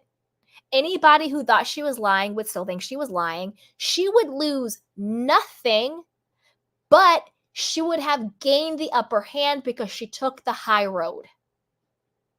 You see what I'm saying? Sometimes the most gangster, the most G thing you can do is say, hey, you know what? I take accountability and let's squash it. And because you came with that energy of, taking the high road, squashing it, taking accountability, and just moving the F on, you gain so much respect for that. Very similar to Vanderpump Rules. Similar, but not, you know what I'm saying? When, what's her face? Rachel. When Rachel did the restraining order against Sheena, clogging up our system, taking precious resources from people who actually need it, then didn't even show up to court to continue the restraining order. Didn't even show up to court. Had Sheena paying all these legal fees to fight the case. Sheena showed up to court and she didn't, wasting time, wasting resources that could go to people who actually need it, like parents who are, fighting for custody of their kids, or, people who need certain type of resources, or people who are being abused and they really need restraining orders because they really are in danger. Very, very similar. Doing this frivolous crap in our system, taking away time, money, and resources from people who actually need it. It's disgusting. And Candice, you may have been telling the truth. Maybe you were, maybe you weren't. I wasn't in the room and I honestly don't care. But I think the mature thing and the Gist thing you could have done was just let it go and move on. You don't have to, who are you proving this to? And I think the only reason why Michael is taking it to court is because it really was affecting his businesses and his money. I think that if it wasn't actually affecting his money, I don't think he would have sued. You see what I'm saying? I think he would have been like, I don't really care about Candice. I'm going to go do what I want to do. But I think because it really was, because unfortunately in our society, you know what I'm saying? There are things when you have allegations about your sexuality, or if you pay for sex, or if you're cheating or whatever, it can have negative repercussions in certain circles with access to money, with investors, with, being the face of things, with investments. Unfortunately, sometimes people aren't inclusive and understanding, and that can really hurt you in a business world. I'm not saying it's right. I'm not saying you should be punished or penalized because of that. I'm not saying that. But unfortunately, that does happen.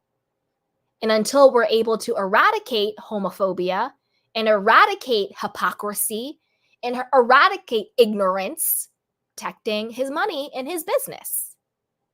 You see what I'm saying? Like, girl, let it freaking go. And that's why Candice is her own worst enemy.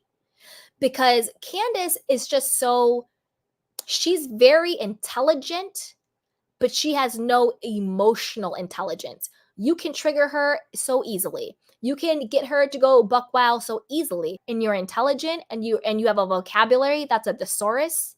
It doesn't mean you have emotional intelligence, because any emotionally intelligent person would not need to prove that they are right regarding this particular situation. Because even if you are right, who cares who he sleeps with? As long as it's consensual and safe, who cares? Who cares? You see what I'm saying? All right, now let's move on to our newbie, Nneka. Okay, Nneka, here we go. Nneka, like I said from jump, she is definitely a production and Ashley plant to stir the pot, to go after Wendy as payback for all the colorist claims. That's really what I think. That's why they're talking about them both being from Nigeria. They're talking about Oshu. They're talking about Oshun. They're talking about this, that, and the third. And they're letting Nneka, Ashley started the conversation, but they let Nneka carry the conversation, because if Nneka is the one bringing these allegations to the show, what can Wendy say? She's Nigerian too. She's the same color too. So she's not going after you because of the color of your skin. She's not going after you because you're African. She's it too. So I definitely think she's a plant. And like I said on Ashley's and Wendy's slide, this is why Ashley looked so guilty when she was talking to Wendy, because Wendy said, I want to trust you. I want you to be my friend, but I'm worried you're going to stab me in the back. And she had already set into motion stabbing Wendy in the back, And that's why Ashley brought it up when talking about Wendy's family, the whole curse stuff. But like I just said, Nneka can say it because Nneka's from there, She's from there. She can say it. She can bring it up, Now, I really like her husband and I really like her new house.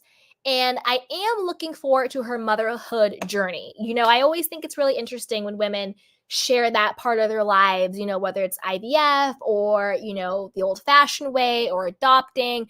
So I am looking forward to seeing her motherhood journey and sending lots of love and positivity, for that. However, her energy is annoying as hell. She needs to calm all the way down, and she's doing the absolute most, and she's coming in way too effing hot. Like, girl, relax. Like when they were doing the scene with her husband and the construction guy or the realtor guy, whoever he was in the house, I was like, what am I watching? Is this like a fake Black Paris Hilton? Like, what act am I seeing on the screen right now? It was very ditzy. It was very airheaded. It was over the top. I was like, girl, bring it down. Even the realtor was like, who are you? Because this is the thing. I don't think that is her authentic self. I think she was playing a part. She was playing a caricature, and it came in over the top. It came in over the fake and phony. It came in as doing the absolute most. It was just way, way, way too much. And I think that I would like her a lot more. And I kind of liked her more at Ashley's housewarming party, because she was still confident. She was still, trying to be that girl, but it was much more grounded. It was much more calmer. It was much more, because the thing is, you can be over the top. You can be, whatever, into money and flashy and blah, blah, blah, blah, blah. But as long as it's grounded in authenticity, it's more likable. It lands better because you're actually just being yourself. But when you're doing it to be over the top and when you're doing it to be a caricature, it doesn't land. And her personality was not landing for me. But I do think the more she gets maybe just comfortable on camera or comfortable in the group or comfortable within herself, I still want her to be spicy and confident and all of that, but just be it in a grounded, authentic way. Because I want to get to know you, not this persona of you. She came in way too hot. She also needs to relax when it comes to shading Wendy. Girl, you don't even know her. Wendy was like, I've seen her in passing a couple times. And it's also very disappointing that and I don't know if this is colorist of me to say. I hope not. Don't come at me, you guys. I'm saying this from a place of love. It was also disappointing that not that Nneka and Wendy have to be friends because they both are from Nigeria, but it was a little bit disappointing that like she chose to come in out the gate going against the other Nigerian woman on the show. Very similar, and again, not that you just because they're Nigerian doesn't mean they have to be friends. And then also similar to Beverly Hills. It's also disappointing that Anne Marie out the gate is coming for what's her face? Crystal. Again, not that minorities have to be friends, but it's just sad when people that you think would have some sort of common ground. And I'm not saying all Black people have to be friends. I'm not saying only the same color people have to be friends. I'm obviously not saying that. But and also very similar to what I was saying about Candice and Drew. You know, they're both actors and singers and housewives. It's always sad to me when people who have such a commonality, who you think would have a lot to bond over and identify with, instead of seeing each other as friends and as collaborators and as like, let's have each other's back, they think, oh, you're the person I have to go against because you're too like me, or whatever the case is, or choosing Ashley's side already, because it is so obvious what is going on here. I could basically write out I could basically tell you what's going to happen for the rest of the season because it's that freaking obvious. Because it's too, like, the work is showing. These shows aren't even shows, like, they aren't even like shows anymore because you pretty much can predict exactly what's going to happen because it's so fake and scripted now. You know? And it's just sad to me. And obviously I'm not saying just because you're the same color you have to be friends. I'm not saying that at all. I'm just saying it's sad that they couldn't come together and bond over that commonality, if that makes sense. Right? So yeah, it's kind of sad, but I've been up here running my mouth forever. So I'm going to drop the link in case anybody wants to come up and hang out with me and talk. And then I'm also going to take some of your candy cane questions and comments. Dun, dun, dun, dun. I'm going to go backwards this time. Hey, Chocolate Chunk says Nneka is kind of annoying. Thank you for being a channel member too, sweetheart. Nneka is kind of annoying with her generational wealth comments right out the gate. Do people really talk like that? That's what I'm saying. Exactly. It's like she was doing too much. It was like she was White Chicks meets Paris Hilton doing a caricature of all of that type of personalities with herself. It was just too much. It was really just too much. Like, girl, you're doing the most. You need to relax and have several seats. Hey, Jacob, sound off, sweetheart. Hi, Candy. How are you? I'm good. Candy, I'm sad to say that I don't know how much of this season I'll be able to watch, to tell you the truth. Because, and you know why? It's because I don't. So I'm trying not to rant because this girl, No, you Nneka, can rant. You can I'm rant. a Please. little like. I, so what if what I think is gonna happen is gonna happen? I'm disgusted. And you wanna know Mm-hmm. why? Because so what it seems like is that this woman, Nneka, is going to try to push the story that Wendy and her family is of this lower caste, right? Yep.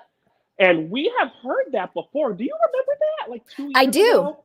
I do. And And they were saying that's why mhm. she was shunned. Well, they were saying, weren't they saying that that's why Eddie and his parents want nothing to do with them? That's why they haven't met Exactly. the children. Now, Exactly. I did I read a few essays today from people who have studied the caste system, Mm-hmm. and so and I believe that it is true about Wendy and her family. Mm-hmm. Um, that they are. I do believe that they are what is called Osun. I believe that Mm-hmm. because I think and here's well, and I researched what it means, and Mm-hmm. this is why I'm disgusted because what they said on this because I do believe that this woman Nneka is going to misrepresent the whole thing. So Mm. I think she's going to misrepresent the facts because I saw a little clip, something about her saying Wendy's mom has a shrine, and Exactly. and I said, "What is this?" So I said, "I need to learn what this is So did because I. I don't know much about these old, very old African faiths, obviously, Exactly. so."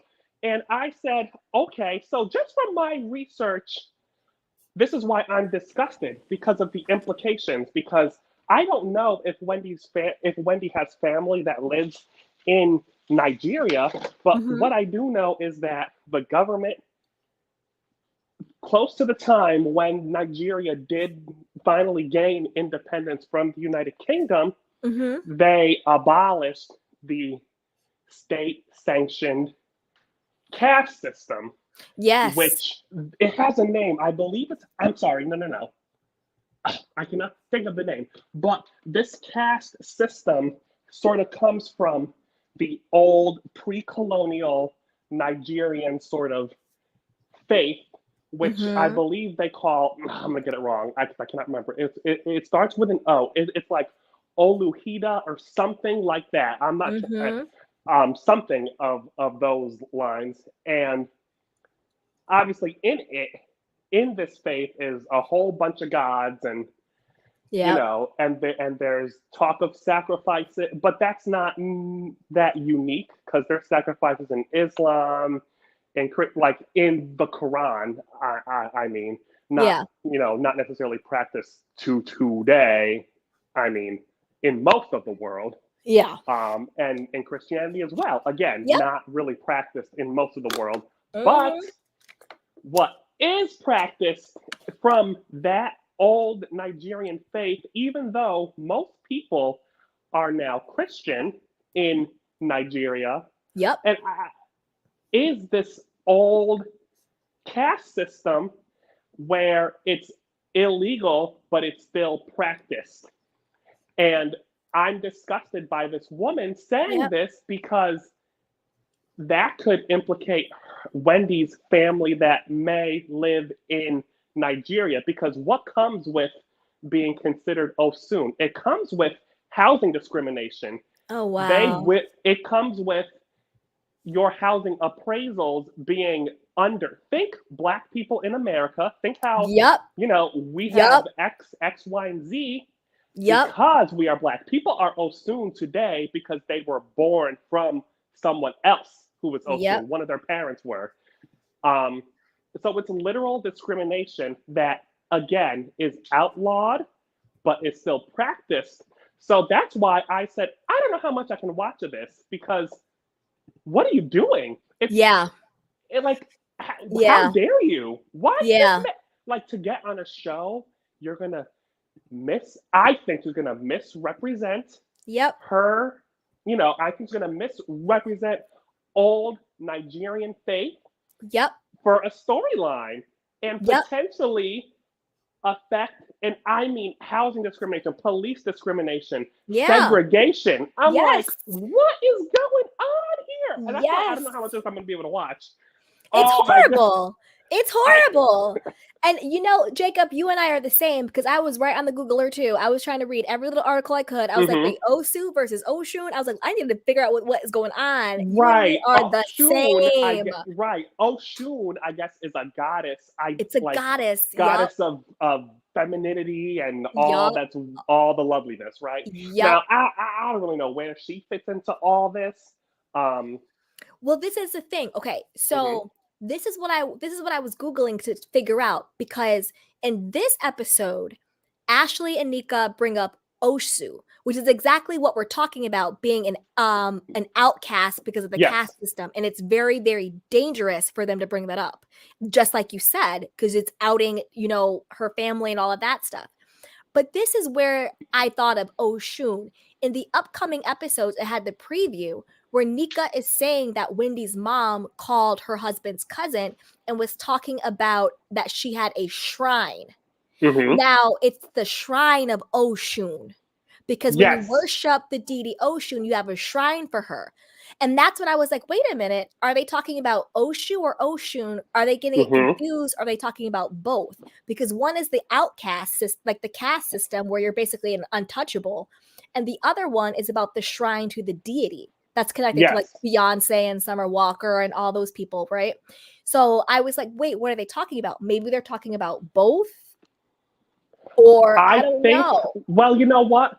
Because why would she bring up shrine if she's only talking about I know exactly why. Because from my reading of some of these essays, the Osu are barred from hospitals. They have to give birth in their own temples and near shrines, because these are the places where, if you are Osu, but you got a little bit of education, maybe you're a doctor, you obviously, this is where you can practice. And these shrines it's almost like the gods of an oppressed people. It's not, it's like, and that's why we saw the clip, I think, of Wendy and her mother being like, praise Jesus, to distance themselves exactly. From Oshun. But I'm happy you caught that too. I don't know if she's ever brought up Christianity or anything of that nature. So I'm like, okay, that seemed random, but upon reading, it seems very strategic. And that's why I think she has family in Nigeria, because otherwise, why would she care, right? Yep. And that's what I'm saying. All the scenes with like the parent and the kids and their assistants, they're always so scripted. They're always to force the narrative they're trying to have for their storyline. So I agree. I think it's very interesting now that we're getting this clip of, Wendy's mom praising Jesus. Because they're doing damage control with what this girl is saying, which could actually hurt their family. Right. And I know this girl knows that. I know she knows it better than I do. Exactly. So, like, really, for a storyline, you're potentially ruining people's lives. This might be the lowest. This might be the lower than Monica. This is lower than Monica, and Monica's pretty freaking low. Oh my goodness. I don't know. Crazy. Hey, Natasha. Hey. I knew what they were talking about right away, because I remember back, what year did Wendy first start the cast? She came on season 5 the same year. Was that before the panorama? All the years get mixed up. It was during. No. It must have been before. Before. It must have been before. Yeah. It shot before, and I think it aired maybe during. So remember that blog that we shall not name? Yes. That was in a bunch of drama back then, in those crazy times. Yep. So I remember her bringing this up. I remember it, and I had looked at this at the time too. And then I just thought that maybe it wasn't true, because it never came up again. And so I was like, oh, this is so wrong. And people were like using it to come after, like, the people I remember, like, that would follow that blog were like using it to kind of like shame Wendy. And like they were essentially a lower caste of people. And I just don't agree. Well, first of all, I don't agree with any belief system that ever views other humans as lower than others, Right. And I just feel like the ramifications and accusations for like a family is is just wrong. Yeah. It's just wrong and like very dark. It's very dark. Yes, And this is Very, probably, I very don't dark. know. Everyone was this, talking about we need a light season. I don't think it's gonna be light. like, well, No, and they get in that fight at the end. Remember, they're all fighting, like Oh yeah, actual fighting. true. Girl. I I didn't forgot even about see the that. end yet because, to be honest, I wasn't even planning on watching this season because I'm so outraged by this whole Robin shenanigans. I was like, the disrespect, I cannot be played with like this, you know? Yeah. But like, I caved in a little bit just to get into the chats, you know? But Of course. We always get pulled back in. Yes. We're like, I want to chat about it too, damn it. Yeah. But, Well, no, but of course you want to watch. We all do. Of course. but like, but yeah, I was just like, I couldn't believe they were bringing it up. Because like after I like saw that, I thought because at the time when that was first brought up, like a couple years ago, I thought it wasn't brought up because it was so dark, and because those rumors were going around, and like I was just like, that is so wrong. Good thing they never brought it up. So that's why I'm actually shocked that 4 seasons later they are actually bringing it up, and that girl is so wrong for this. Well, She she's is a so plant. wrong. She's She literally 100%. is from the producers. It's really you know, disgusting, 100%. actually. Yeah, it's because she listen. I looked this girl up because I was like, who are you? Yep. She's not from Maryland. She moved there. What did you say? She's from LA?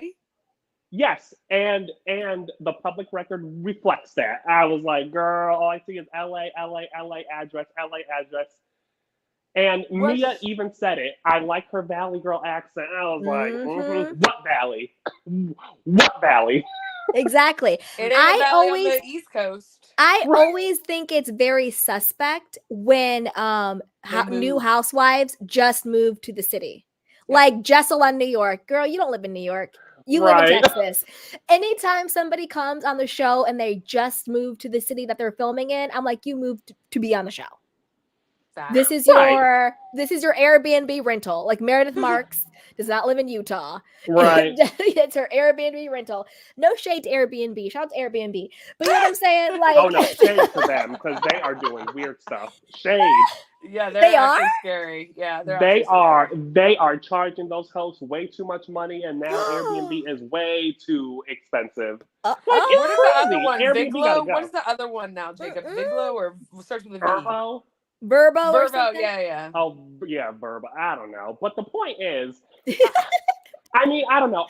It could work if someone, moves for the show. Like it could.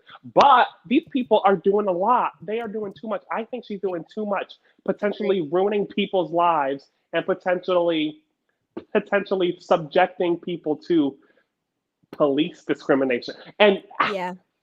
That's insane. Wow. It's too much. Like there has to be lines and levels to this, and the sad part is like Nneka knows that. Like Nneka, however you say her name. Like that's evil.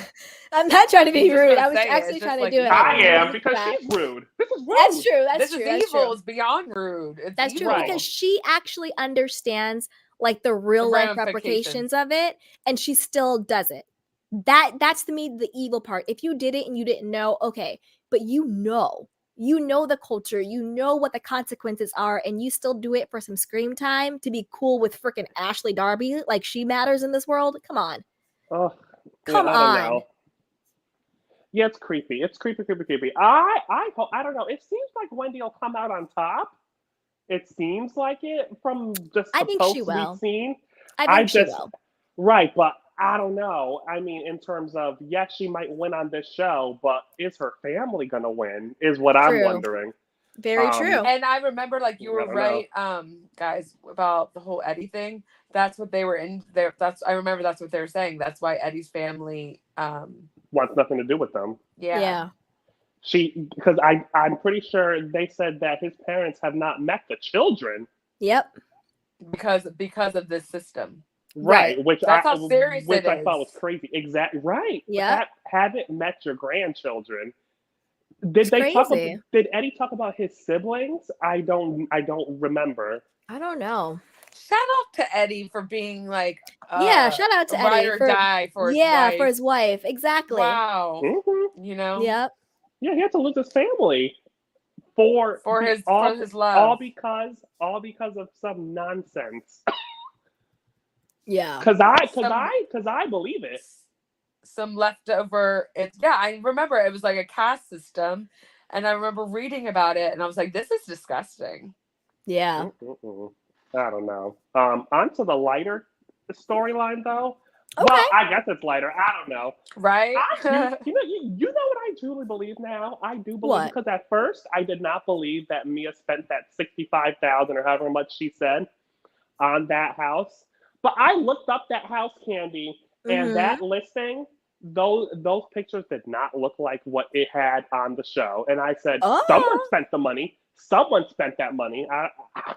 I think it was her, because I'm assuming that they rented it based on those listing photos. Wow. See, that's the thing. Like, when you're trying to put up these pretenses, you're just wasting your own money. Why would you invest that much money in a place In you someone else's. don't own just Mhm. because you're trying to like have a certain lifestyle and keep up with the Joneses? You should have kept that 65K and put it in like an investment fund and then bought your own house in your own name. For Or real, put it down because as a down payment for your own house, even if you or have for to your get a kids. smaller house, or for your kids' college fund. Because from what it sounds like, they will not be having a college fund. That's what it sounds like. No, it sounds very dire. It sounds very, very dire. Now, And do you guys think that was literally throwing money away? It was crazy. Right. literally, like, let's just go outside and burn this money?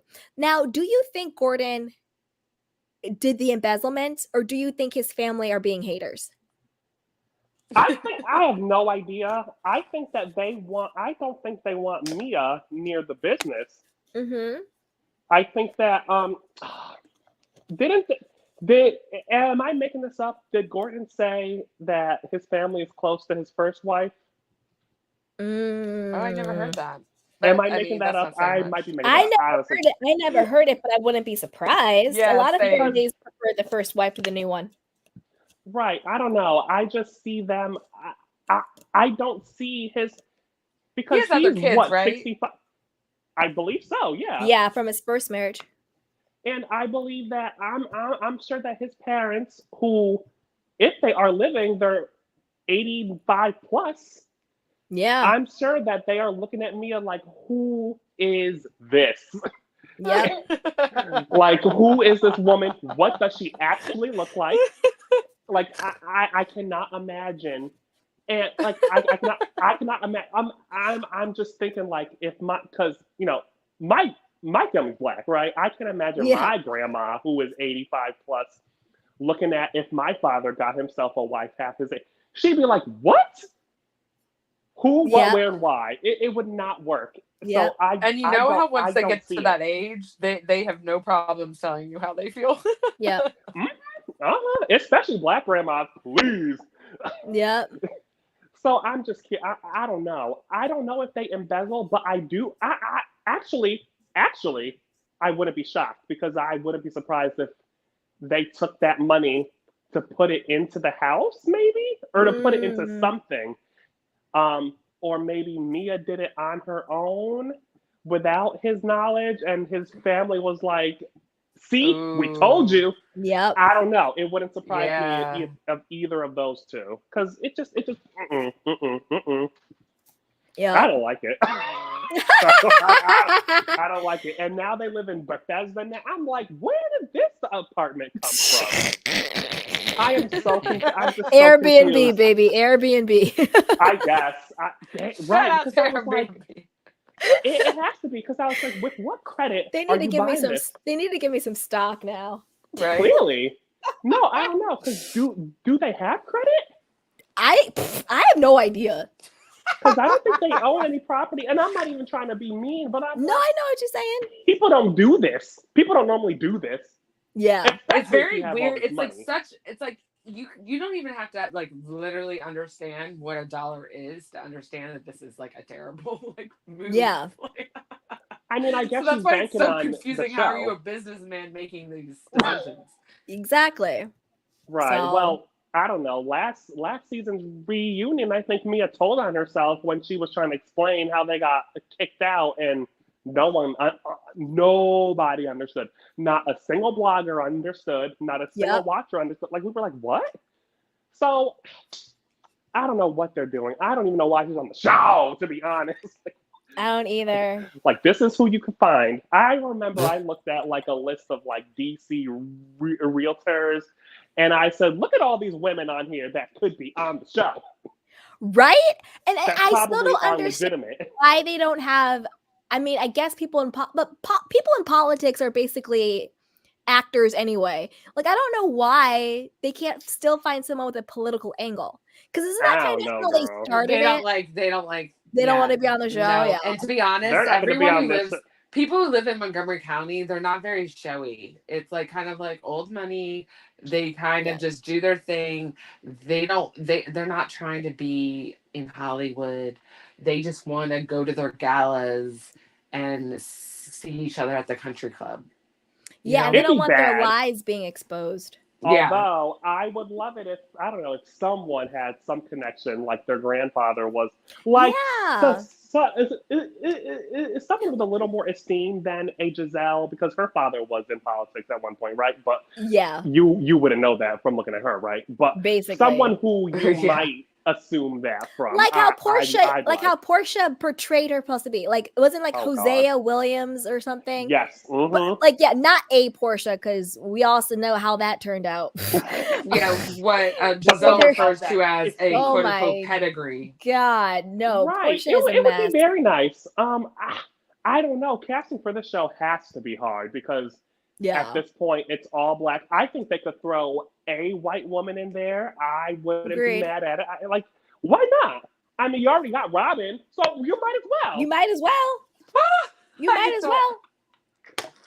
I don't know. I'm just like, they are. I really agree. trying to- I wouldn't mind a white woman on there, and I don't think it would be gratuitous or anything like that. I do think if they found the right personality, I think it could work, because you do have like Ashley on there.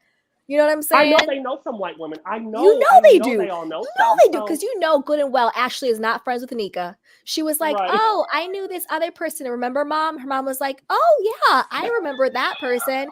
That's the person. Like, come Like, on now. what? You know Yeah, Ashley her does mom has to not remember hang her out. lines. Ashley don't know Nneka at all. Right. Come Well, none on. of them do, because None the of girl them lived in do. LA until 2 weeks ago. Yeah. This girl, the Thank girl you. lived in LA. No one in the state of Maryland knows He's a her. production plant. And they're like, we can't have Giselle or Robin bring her on, because Giselle and Robin are on very thin ice right now. Karen was Right. probably like, I'm not, you can't bring her on because I'm not gonna double cross Wendy for you. And you know, Mhm. Messy Ashley was just like, Yeah. hey, I'll do it. Right? That's Yeah, why I'll she do it. looked guilty as sin when she was sitting across from Wendy at this episode. Because I was like, what is Ashley's energy? Why does she look so weird? And then I was like, oh, that's guilt. Because when I was listening to Wendy talk, Wendy was like, you know, Ashley, like, I do like you, and I want to thank you for being so neutral and all that stuff. And she was like, I want to call you my girl, but I'm worried you're gonna like backstab me. And you could see the guilt all over Ashley, because Ashley's messy as hell, but I don't think she's an evil person. Like, I don't think she has a bad heart. I just think she's messy. And I could tell that she know. felt very guilty because she was doing exactly what Wendy was saying, don't do to me. Mm. And then the Before producers Wendy could even get it knew out. exactly what they were doing, because they were messy as hell. That's when they inserted that flashback to Ashley talking to Nneka about the article in Oshu. Right. And then Mhm. Ashley was like, well, you know, I just want you to know that me and Nneka were talking about this and blah, blah, blah, blah, blah, blah. And then the production was messy as hell, because then they did the insert in the confessional. Oh, well, Ashley, you made it sound like Nneka was trashing Wendy. And Ashley was like, oh, yeah, it was the tequila. No, it was you trying to cover in your tracks because you felt guilty that you had already set up the sabotage against Wendy. Wait, Of course. Can I have a confession? I Yeah. might have fast forward a bunch of places. That's And okay. what article? What there was an article about it? About That's- what? That's what Ashley said. She said that there was an article about Wendy's family being Oshu, and she had asked Nneka about it. And then that's when Nneka was like, yeah, Oshu, it's like an outcast system, and she was explaining what it was. Right. Why I would there think be a that was, whole article like putting well, wasn't Wendy that in There the was. black? You article that mentioned it, we all remember? read? You mentioned the one But about it. they made it seem like it was like a news thing. Or maybe they were Oh, talking about that blog. Yeah, they talk I about think they blogs all were. the time. You're They, right. I You're think it right, was that Chris. old story. And yeah, I Yeah, think they I to had your think. point, they referenced that same exact blog this episode. Oh wait. So Remember? wow. Okay. Yeah. They So yep, then referenced that's mhm. that what it same was. exact blog this episode. Yeah, and they never brought Yep. it up again, I think, because I don't think any of us really believed it or even we didn't know enough. And I don't think any of Yep. us really cared enough to look it up. We were like, cast this some girl by. Yeah, Now I they didn't bring this care. girl on because we're like, and now you bring this girl on. So now Exactly. that's the only reason why it's a storyline because that girl was like, oh, I know that she is. Exactly, Charisma. They did throw it up on the screen. Yeah, oh yeah. They did. And Sasha, That's so yep. funny because Yep. I was like, you know that old blog? That's where I heard it from. I Yep. had no idea. I They literally did fast it. forward They through did it that on the part too. screen. Yeah. That's so Because funny. honestly, this episode was a snooze fest. But I was like, I feel like on all the Housewives, particularly this season era, episodes 1 to 2 to 3 have all been sort of boring. But I do think that they've been setting up the storylines. Oh yeah. Hmm. Like, let's go back to this slide. Yeah, this episode was all set up. It was all set up, and we had It's that all like building with, blocks. Yeah. exactly. We had that with Miami, and we had it with Beverly Hills because it's like episode 2, you know. So Right. we'll Hmm. Yeah, see. it's not gonna get too crazy. It's not I gonna get can't too believe this girl crazy. Deborah comes on, and I I can't also stand her. I can't. can't believe I was it. Like, genuinely shocked. I was literally Wendy's face. I'm personally offended. Like when she came on to the screen, I was like, I want to get out of here. Like Oh, she, I turned it off Right? by then. I like didn't see her I come gotta on get till out of That's here. when I'm I stopped personally watching. offended. Actually, I think that's when I kind of like got bored and stopped watching because I didn't see the end, and that Yeah. happened toward the end, and so I was just like, I can't. Like they're gonna do this again. Like I was like, I'm no. offended. That's a mess. I've been trying to find that house. So this is how crazy I am because I've been Yeah. dying to find where that house is that Ashley lives in because I want to know whose Yeah. name it's in. I can't find it. I was looking last season when she showed the outside of it. I said, Mhm. okay, that's what the outside looks like. And she said it's really close to the old building. So I was all up and down Zillow at the recently sold. I was like, where is it? Where is it? I couldn't. I'm so mad. I still don't know where it is. I need to know whose name it's in. I need to know. I'm going to find out for you. I don't know how, I love but it. I'm I going to love find it. out because I come on now. You and Adam. Adam says, "Same, Jacob. I've been trying to find it as well." We got Right, Adam and Jacob on the case. You I guys love are it. you guys are the real estate sleuths. but no one can find it. Yep. This We is got weird. you on the This case. is weird. This is very strange. How come Mhm. none of us can find it, but we can find everyone else? There's a lot of strangeness happening. Michael Darby he's a slimy one. I don't know. He scares he's me. never Like I'm coming back. actually He's never I coming back. no. I thought it was weird that he appeared in the first place. I think he just kind of thought he was above it all and nothing bad could happen. And then he didn't understand how the reality world works, how we're messy and we don't care like who you Well, are. nothing did happen. I think he No, is but too like far we above it talked all. about him. Unfortunately, We all talked about him. You know what I mean? He just assumed that wasn't going to be like that, I think. And then it maybe, was. yeah. And he was like, all right, well, time to get out because it's getting and then of True. course Yeah, you know Candice. what? Well, especially first season because the show was very different back then, right? I don't think he thought it was going to be anything like what they showed. I think he was thoroughly surprised Yep. by the final edit. Like, oh, it's a housewife show, Yep. and oh, I'm patting someone's butt, and that's a storyline. Yep. I'll never I'm not forget getting when away with what I could always get away with, you know? I'll never forget when he got in that like confrontation with Chris at the engagement thing, Robin's fake engagement thing. Yeah. And remember he was like super drunk and he was like, I'm a businessman. You can't talk to me like that. And like he kept like saying stuff like that. And you're just like, oh, I see you. I don't know. I knowing what I know now, I don't see that as, oh, I'm a businessman. I see that as I got a private military and you don't Basically, even got a restaurant. Yeah. All those basically. girls know it too. All those girls know exactly who Michael is. And that's Yep. it's a little creepy. It's It's getting creepy. creepy. Like It's alleged war definitely getting there. criminal like crimes, like yikes. Oh, it's not Getting alleged to yikes. me. It's not alleged to me. Mm-mm. It's back to me. It's back. It's So back to me. Sasha brings up a good point I'm just about saying that Nneka. just in She case, goes, you know. why did Nneka fail to list her properties to the mortgage company? As a lawyer, I would never admit it. forgot. I would never admit to that on TV. Red flags. Right, it's very fraudulent to me. It's Yeah, very things are not fraudulent. adding up with this lady for me because that's Mhm. true. Like, But I feel like a common regular schmegular person would know to have to do that, let alone a lawyer. You're Yeah. supposed to be like way more qualified in knowing the ins and outs of laws and legalities and things than like the layman person. You know what I mean? Like, why would you do that? It seems yeah, so she's weird. the person you would call to know to do. To know to do Yeah, that. you call her Because and be that like, can is- I say this? Can I do this? What should I do? Yeah. I don't know Right. if it's in her situation, but in certain situations, when you don't list the other properties, that's fraud. Right. Yeah. But It's fraud. I will say Because that affects I did whether look up that It house. affects your certain lender's elements. decision. Yeah. Yeah. It affects your debt to income. It could if you It could. have Yeah. Hi, if you have owe more too much mortgages. money. We can't lend you this now. Right. Yeah. That, and also sometimes, like, quote, first homeowners get certain breaks as well. True. So Mhm. if you aren't a first homeowner, but you're claiming to be, that's also fraud. So it could be on either side, either trying to hide how much debt you have because you want to get a better rate or a better loan, or it could be you're trying to take advantage of certain breaks for, first time homeowners can get certain tax credit, tax breaks, all that stuff, and you're trying to game the system. So Yes. either way you slice it, being dishonest is fraudulent. Yeah, it's very strange. Mhm. I did look up that house though because I said, "Let me look." It's in their names, so it's not salacious. Good. Yet. It's not in the Yes. It's in LLC. it's Just kidding. right.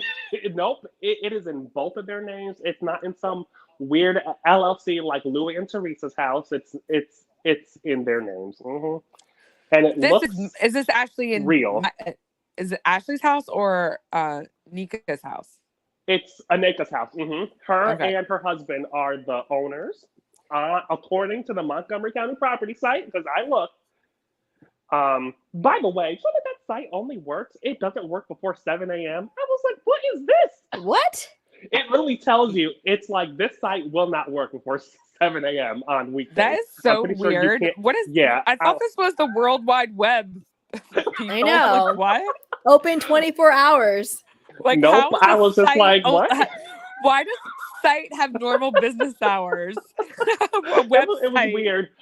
I don't know if it said Monday through Friday. I don't know. Not Monday through Friday. Maybe because they update it during normal business hours, so maybe the information won't be as Oh, interesting. accurate. I didn't think of that. Look at That's you the coming only with the thing. solutions. Okay. Because otherwise, that's psychotic. I was just gonna say they're being cheap. That office is I was like, cheap, or but is the that makes AI like on a clock, like a time, like what? sense. It must be. It must be. Yep. The mhm. robot. But no, it looks like they own it, and it's not some scheming scamming. I don't think they're scammers. I Did you think ever that look they into are. Ashley's house? Oh, yeah, I've been dying to find it, but I can't find anything. That's weird. I can't. Well, because I can't find the house, so I can't find the address. Wow. Yeah, I'm I've- dying. Yeah. I feel like I'll I find should it one like day. see if I can like recognize, because I've been to Bethesda Well, because you know many the times. area. Like, yeah, I grew up like 40 minutes away in the next county over, and Well, do you know Arlington at all? I've been to Arlington many times. Mm-hmm. Yeah, Go take a drive. Go take a Right? drive. Go take a drive. Apparently, it's 7 minutes away from where they used to live, and you know where that building is. I'm assuming, right? Arlington's really nice though, I will say. It is. Mm-hmm. It's expensive as hell. Mm-hmm. Alexandria, Arlington. Yeah, it's called It's Nova, beautiful. Northern It's Virginia. beautiful there. There Hmm. it isn't the same as like regular Virginia. Northern Virginia is basically like the suburbs of Washington DC. D.C. and the Yeah. rest of Virginia doesn't claim them. Right. Oh, I didn't know that. Because Bloop. they're not southern enough, huh? They're not southern enough. Yeah, they're too city slickerish. Mm-hmm. All right. But yeah, that's just weird. I wonder what the LLC is called. I bet it's like some weird name too. Who I, knows? I'm on it. I'm on it. I am on it. And I as love soon as I it. find out, I'll report back. Yeah, Jacob and Adam are on the case. I can hear their little like typing.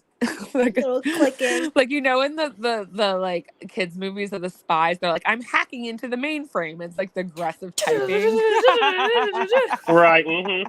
What's Adam You're like, say? I'm almost there. Oh, Adam said, panel, correct me if I'm anyone. wrong, but aside from Karen and the newbie, live in the 20854.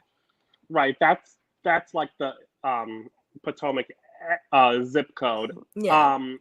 Right. I think it's Karen who, has that rental, and then Nneka and them own it. And no one else lives in Potomac, I don't Potomac. think. Yeah. No. Everyone else is in Bethesda or like, yeah, Northern Virginia. Right. And just to be clear, Bethesda ain't nothing to look down on Bethesda either. Yeah, no, but that's just really nice. Bethesda's super nice. Yeah, but no, because Ashley lives in Arlington. Wendy lives, I guess, in like a Baltimore suburb. I have no idea. No idea. I thought she lived in like PG County. I thought she lived in Baltimore County. Oh, maybe not. Yeah. I don't know. All I know is that it's far because they keep on saying it. Like it's like a 15-minute drive or something. Mia lives. I don't know where Mia lives. We don't know where Mia lived. Isn't that funny? Like like when you compare that to like California, because like Maryland is so small, so you drive like an hour and you could be like 2 states over. Mm-hmm. Absolutely, no, true. Oh yeah, and Candice lives in the woods. I swear to you, it is in the Not woods. the woods. No, not the woods. It is No, in a lot the of woods. those newer developments have like tree lines, but it's not like woods. It's not like a deep forest. Girl, It's just like I a little guess. patch of trees. Like, yeah, it's not like it's not like. I mean, it's $1 million house in the woods. In the It's $1 million house in the woods. Yeah. In the woods. Yeah, there's But it's that's fine. those bigger nice areas, and like a lot of that over there. There's like a lot of farmland where like there's like horse farms and stuff. It's nice. Candice is in PG County somewhere, I believe. Which again, far, but whatever. They all live far. They all live far. It's fine. They do. They do live far. Oh my goodness. Anyway, you guys, I gotta get out of here. Me too. I'm hungry, y'all. Oh yeah, you've been me on for a little bit, huh? Yeah, I've been on. The lives we be livin'. We be livin'. We be livin'. All right, bye y'all. All right, bye, sweetheart. See you next time. Have a good night. See you next time. Have a good night. Shout out to my beautiful panelists, Jacob and Natasha. Shout out to everybody in the chat box. Thank you, Adam. Thank you, Sasha, Charisma, Chai, Amy, Chocolate Chunks, Sierra Content, LRGA Curves. Shout out to everybody. If I missed you, I apologize. Love you guys. This was so much fun. So be sure to like, subscribe, and share, and hit the notification bell so you don't miss it when we go live. Also, shop our Soft Life collection right down below. We have sweatshirts, hoodies, tote bags, mugs, journals, and I'm going to design a couple of t-shirts for you guys. So I love you guys. I'll talk to you later. Thank you, Adam. Thank you, Chocolate Chunks. I love you guys. Bye.